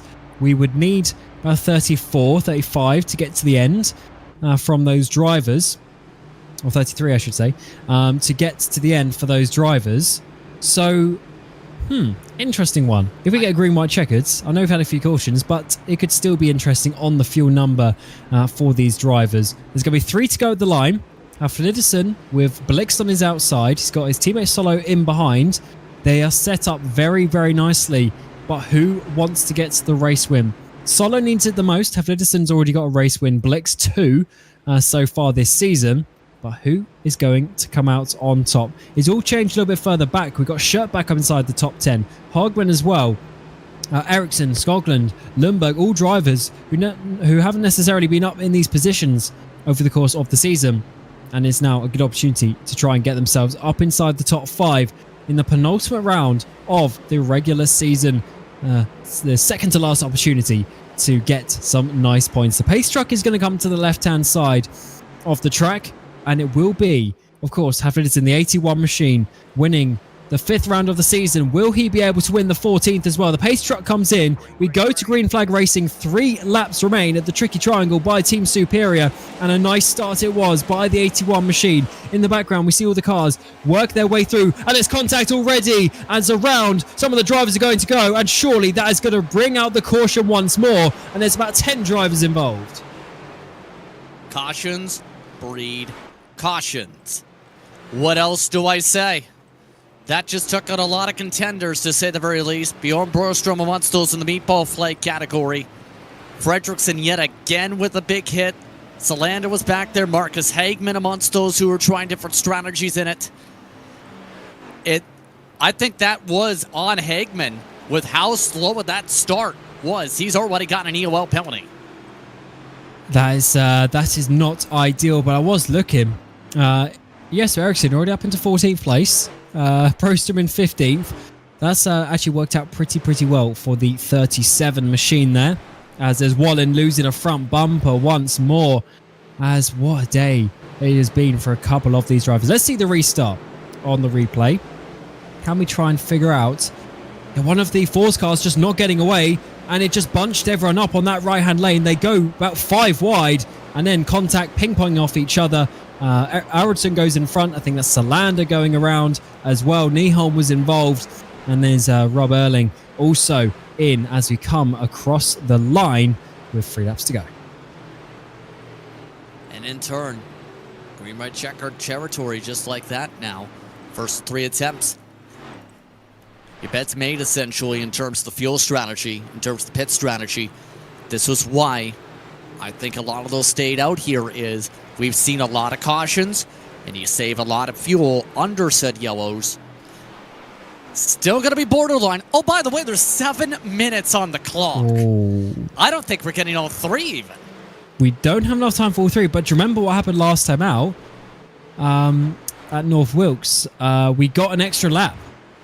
So we'll have to see how the timing system works this time around. I should say coming up to 7 to go. There's still be... So it's going to be another lap at least before we get going. So that'll probably be another... sort of minute or so. Probably more than that. Near enough 2 minutes by the time we get around. So there's only going to be enough time for maybe 1. We'll have to find out if we do get there.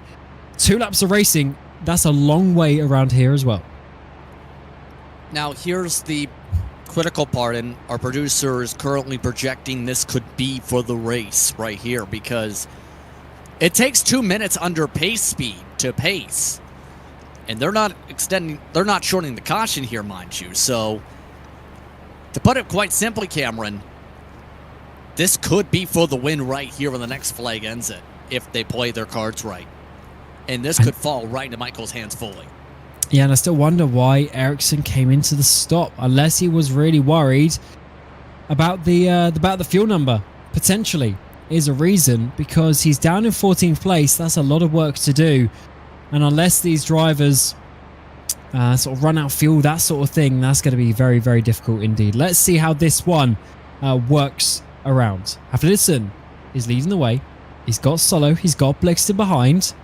But he needs to hold on to that track position. He can't let one of his teammates get past if he wants to win his second race of the season. Or are they orchestrating this so that Dan Solo can get a win and 100% confirm himself in towards the front of the playoffs as well? It's going to be a very, very interesting decision, but I assume they're going to go for themselves. At this point, it depends team to team, but for the most part, it's pretty simple when it comes to the front runners. We know for certain. You got to send it. You got to go for the win. Danny Solo, we've seen him be competitive. Michael Haflidsson, he's been working with, but he's already got a win. I think when it comes to Danny Solo, why not make it extremely comfortable and get the W? He's good on points, I think. But why not just get the lock in immediately and help yourself for the next round and for the playoffs in a couple weeks from the get-go in terms of seeding, instead of leave it up to points? Yeah, I completely agree. I think it'll be a great opportunity for them to do that.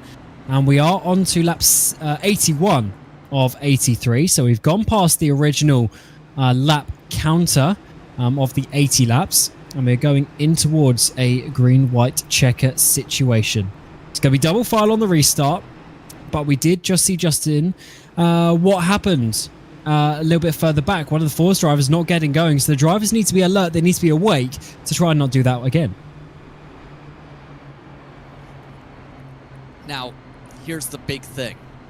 The best chance to make a swap off this restart is simple. You get the launch down the front straightaway, come to the white. Or a Haflidsson doesn't get a good run through the tunnel turn, and you make the move to the inside. If you're in the mid-pack, you're going to need a big crash to happen, I'll be quite honest. If you're at the front, just defend. Defend, defend if you're Michael. And it's worked out well today, hasn't it? I mean, we saw Ericsson when he was in the lead. He was able to defend quite hard off, I think it was Solo and Haflidsson during that middle part of the race that he was battling. As you look a little bit further back, and there's a few of the drivers. There's Gunnarsson in the 1 machine. They got Bohlin in the 72. Salander in the 140 machine. They're not going to be winning this race today unless some crazy things happen. But let's see what finds out. There's going to be 2 to go at the line as you come to a green-white checker to finish this race at Pocono. And it's going to be Haflidsson getting them underway as you go green flag racing. 2 laps remaining in this race. As we also see Blix with a great start. He's going to get past Solo as we go. Do we go straight back to caution? I think we do. And we are getting close on the time limit. That might be it right there. And I don't know what else to say other than cautions. Read cautions.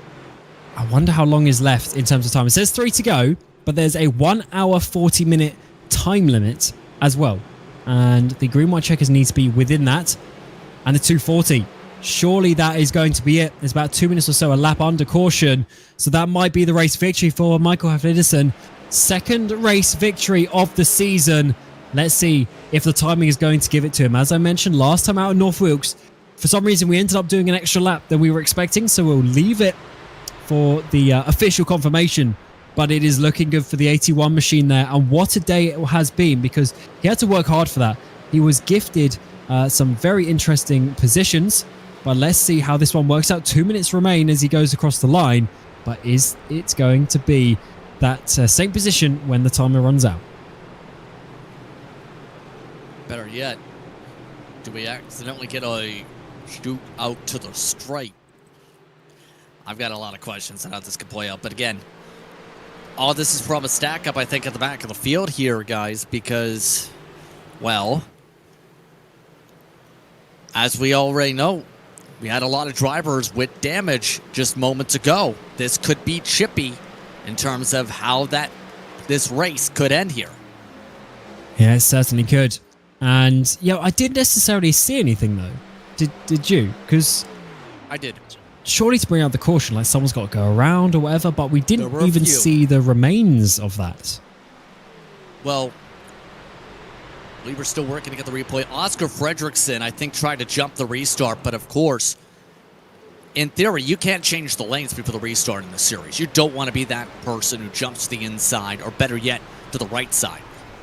Remember, there were 2 modifieds in that queue on the inside line, and 99% sure Fredrickson ran into the back of one of them. As there is, what do we call him? Barney, isn't it? Barney, the marshal, as he holds the yellow flag waving in the air as we're inside the final minute here of the tricky triangle at Pocono Raceway by Team Superior. And it's not going to be one of their drivers winning the race today, but the final 30 seconds will potentially be a guard of honor as such for Michael Haflidsson. There's all the drivers going down the front straightaway. They've given us a good race. You had some decent amounts of green flag racing action, but there has been about 7 or 8 cautions in this race that the drivers have had to work out. 10 seconds remain on the clock. Let's just see if it is going to be gifted to Haflidsson, or if he's going to give them one more restart towards the end. Time has run out. Final lap comes on the board, and it's going to end under caution conditions behind the pace truck, but Haflidsson will not care, because on the timing screens and on the race results, it will be him and his teammate Solo Blixt there being up onto the podium. And I think Alcantech are going to be very, very happy with that indeed. Also, Dan Holmer, to mention, getting up inside the top 4. Skoglund in P6, Lundberg 4th, Sherp, despite being involved in a couple of the cautions, in P8, Ericsson 9th, and Allard inside your top 10. Just shows you that you have to keep going in this series, and you're able to get up some positions a little bit later on. Anton Ullman as well, missed his name. He's up towards the front in P4, actually, ahead of Holmer, I should say. And as they come across the line, Dan Holmer should be gifted the victory here at Pocono. The yellow flag still remains out. So is it going to give them one more? Because on my timing screen, it says they got 2 laps to go. I think we might get the shootout from the restart zone to the start and finish line variant today. So I don't... Race is still ongoing on track. I think this is going to be a scoring draw issue. We've seen this before. Oof. This is going to be an interesting one for the admins to work out. Once more, we're going to get a bit of a dash towards the end. Is it going to change the result, though? That is the biggest question, then, as we're going to go to racing. We were saying we're going to play it by ear. I've been bigging up Michael Haflidsson for this race win, but I haven't said in complete confirmation because we're in this situation. It's saying lap 85 of 87. Is there going to be a final twist in the tail at this very, very important track on the calendar for many reasons? We go to Talladega in 2 weeks' time to finish the regular season, and I'm expecting some similar shenanigans, maybe even worse, at the Super Speedway. There we come around the final corner, just the drivers forming up in the background. And is there going to be 1 lap to go? It's going to be 2. It's going to be a run to the line. We're about to find out what the simulation is going to give these drivers. Haflidsson is on the inside. He's got Blixt alongside him, Solo and Orman. So it is all can take up towards the front as the green flag waves. It looks like we're going to be going racing once more. They've had to stay awake. Who has the fuel to get towards the end of this race as well? The green flag flies to the tricky triangle by Team Superior, and a very aggressive wave it is indeed for Haflidsson to get the run around the first corner. He remains in the lead. He needs to be holding on to this. Final lap comes out on the board, so it is a 1 lap dash to the end. Can he hold on to it? Solo's got his teammate Blixt, but look at all the drivers in behind trying to make the final overtaking opportunities that they can. Look at the lead that Haflidson's got, though. Is he able to hold on to it? Through turn 2 we come, as Solo remains in that second place. Holmer and Lundberg battling in the background. That is going to be very good for the Alcantech cars. We got some contact, some drivers in the wall in the background as the final opportunity comes in towards turn 3. Any final moves, any final lunges? It looks like it's going to be Holmer, as is it white flag actually.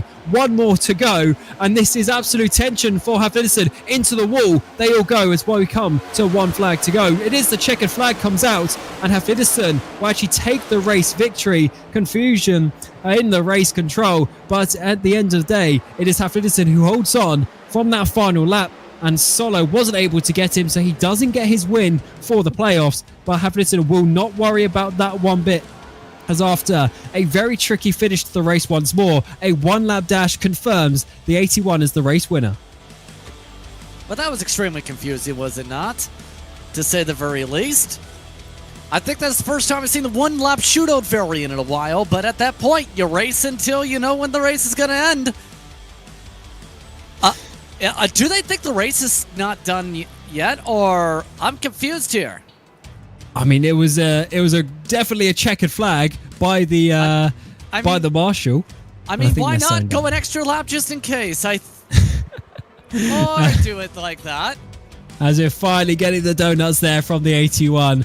As that is certainly an interesting one to see the one-lap shootout there at the end. Don't know if that is what is intended, but it looks like it's happened a couple of races in a row, so we'll keep that in mind for the next time. But it is the Alcantech driver of the 81, Michael Haflidsson, takes his second race victory of the season, and that will boost him up into joint second place in the championship alongside Holmer, Arilton, Blixt, all with 2 race victories. Here is the confirmation of the results in the end. Haflidsson, Solo, Blixt inside your top 3. Ullmann, Lundberg, Holmer, Skoglund, Ericsson, Allard and Scherp inside your top 10. Haflidsson also getting the fastest lap on lap 61. And I see all 3 manufacturers up there inside the top 10. Then we've got Schott, Holmer in. Jesper Ericsson finished P13. I do think he potentially gave up a race victory today, but maybe he didn't have the fuel. We'll have to try and work that one out after the race. Even as Brewster in 14th after being on the pole position. Larson, Wallin, Arilson, Bratberg, Nieholm, and Wallin rounding out your top 20. What a day for Wallin as well. Definitely a star for the future in this championship. Fredriksson, Hogman, I should say, Salander, Uveden, Gunnarsson as well. So many of the top drivers further down, just showing you how tricky it is. Then Brewstrom, about half a minute behind, and then here are the drivers not quite finishing on the lead lap of Holmbaum, Lundell, Johansson and Tyr inside your top 30. And then the final couple of drivers DNFing a while ago of Erling, Helmbro and Ullmann. And what a crazy race that was, and what an ending. Let's bring in Michael Haflidsson though straight away for an interview to try and work out exactly what was going on there. Michael, it's great to speak to you once more in victory lane, your second race victory of the season, but that was certainly a little bit tense at the end there with a one-lap dash. Yeah, I have about 3 laps of fuel left right now after my donut, so I think I could have made it like without any worries, but I don't know why Jesper pitted. Like, I was obviously trying to fake him out, and it looks like I succeeded, but yeah, in the end it was really tough. Like, we were mostly trying to get everyone, since mostly all of the Alcantech cars were at the top. We were just trying to get like top 6 lockout, which we almost managed to. Like P1, 2, 3 and 4, it's really good for the team. Yes, certainly. And especially it takes back to that mid part of the race. You were battling with Jesper. You had your teammate Daniel Solo as well in the 13 machine, and you're trying to get past, but it looks like Jesper actually maybe was the slightly faster car today, but your racecraft really kept you in contention. I mean, he might have been the fastest car over a stint, but looks like I have the fastest lap, so that's a point for me. But yeah, he looked like he had good pace. Once we had a caution, and like I was in P2 after the caution, I could keep up with Jesper, but then obviously Erling came out of the pits and kind of ruined that for me by hitting the wall like several times, like lap by lap, and yeah, I lost a few tenths there and lost the draft of Jesper. So if we wouldn't have had a caution, I do not know how the race would have ended really, but I mean, can't be too mad after all. Absolutely. It's still another race victory. How did you find this track though? It's a very interesting one with how it was racing. What is it from what was it like from the cockpit? I like Pocono. This is the second time I've driven here. First time, obviously, last season in SCL. But I find it fun to drive. I mean, I do not dislike it at all. I like the track. I like tracks that you have to basically shift up and down. So it's not like Daytona where it's only fifth gear and so on. So just having to shift basically gets me to like the track. That's quite a nice one. But yeah, congratulations for your second victory of the season. And yeah, good luck when we very soon get to the playoffs. Just one more race to go. Thank you. And then next, we will bring in the second place driver there of Daniel Solo, the 13 machine without a race victory this season. And Daniel, so close today. You were leading the race, but unfortunately just pipped there by your teammate, Michael. But still a very strong race for you. How did you find that one? We've just been driving. I don't really know. I don't feel like I should have been up here, but after I almost spun there on one of the restarts, I was kind of stuck back in the pack. But then we had that lap car doing some funny business. And then Jesper pitted. I had no idea why, so that really played into our hands. So sucks for the other guys that we lost, André and Jonas there. But overall, I don't know. I'm happy. Team did really well, really good points. So yeah, nice stuff. You definitely should be pretty proud of that one. And as Hafley was just saying, you had pretty much all 6 of your cars up inside the top 10. It looks like you're really prepared for this race. Was there quite a nice feeling in the team, I would expect, coming into this? Not really. We did some practice in the Monday race, and then I think like half of us just quit after 10 laps because we had a couple of cautions and it got pretty boring. So not much prep at all, other than like just your average quality prep, which also isn't very well.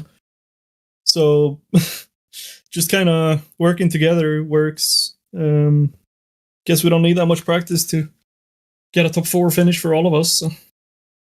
Yeah, definitely a strong race for your team. And how much do you want that race victory? You got one more opportunity in the regular season next time at Talladega, but we all know how the races go there. It's going to be a bit of a tricky one. Do you think you could have won it today, or do you think sort of second place and just the fact that all your teammates are around you is the best part? I mean, I had a chance, but I don't think I had the pace, at least not with the restarts today, only having like 1 or 2 laps to do it. And I probably would have fallen back quite a bit without the teammates. So Talladega is, well, we did really good in Daytona, qualifying in the top 6 spots, I think we had, or top 5 or something. And then if we can keep that up, I mean, we've quite shown that we're super speedway heroes here. We just got unlucky at Atlanta, so I think a win is definitely possible at Talladega, especially it's because it's our race as well. Yeah, absolutely. Good, definitely looking forward to that one. So good luck, and we'll see you in a couple of weeks. Thank you. And then lastly, we will bring in the third place driver, the number 95, Eric Blixt. A couple of race wins so far this season. Today, again, on the podium. You must be pretty happy with that one, Eric, because you started quite a way down, struggled a bit in qualifying, but then your race pace and your race craft looked really good. Yeah, I kind of messed up on the second lap, hit the wall out of turn 1. So that, put us way back in the start, and there's a lot of forced cars on the track, so it's hard to make a pass because everyone's just stacked up on the outside. Understandably not letting me anywhere, so... Well, I could take spots here and there whenever someone did a mistake. But yeah, overall a good race. Shame there on the end with a lap car coming in and messing up like a great battle with Oliver. But of course, that's made us get a 1-4 finish, so... Yeah, it was sad, but it ended up pretty good for us anyhow. Yeah, and we've just seen some shots of your car here. You definitely had some damage on there. Was that slowing you down a little bit? Do you think you could have been slightly quicker? Probably. I didn't notice it until somebody told me. It was just more like, oh, it's probably me being overly aggressive on the right front. But, well, it probably made some straight line speed a bit difficult. Making those passes definitely made it more difficult. And the right front kind of wore down quick. And Daniel was just saying, you're definitely strong on this sort of track super speedways. How are you feeling going into Talladega? I mean, we had a great qualifying on Daytona last time, putting all the cars on the same 1,000 of a second pretty much. Having hopes for that again, because that looked kind of funny. But in the end, yeah, super speedway, just luck and having fun and working with your teammates. Yeah, absolutely. It was certainly a great race from you guys at Tech. So good job on that. And we look forward to seeing you again in a couple of weeks. Good job. Yeah, thanks. Nice stuff. And that concludes the interviews for this 13th round of the season. 14th, I should say. One more to go is going to be at Talladega and Tech, the Racy McRace Tree Fitty, as they sponsor the final race of the regular season. To finish the 15 rounds, that is going to be 82 laps at Talladega before we work our way into the playoffs. Round of 15, round of 10, and a final Homestead Miami in May. It's going to be a lot of fun here on the Bohlin Svenska Eracingligan, but the fun does not stop. Talladega in a couple of weeks, as I mentioned, the 29th of February, of course, being a leap year. Same time, same place, RaceSpotTV, 8 p.m. CET, but that is not all of the racing here for this league, because of course we go back to Formula Racing next week. So we alternate this week Cup, next week Formula Racing at Phillip Island. We go down under, and that is going to be a lot of fun in the Formula 4 cars, so join us for that one, as that is going to be a load of action and overtaking once more. But we thank you for watching. It's been my pleasure. It's been myself, Cameron Roger, Justin Prince alongside me, and Dane Baird on the production of this RaceSpotTV broadcast. And until next time, we look at pictures of the 81 machine taking his second race victory of the season.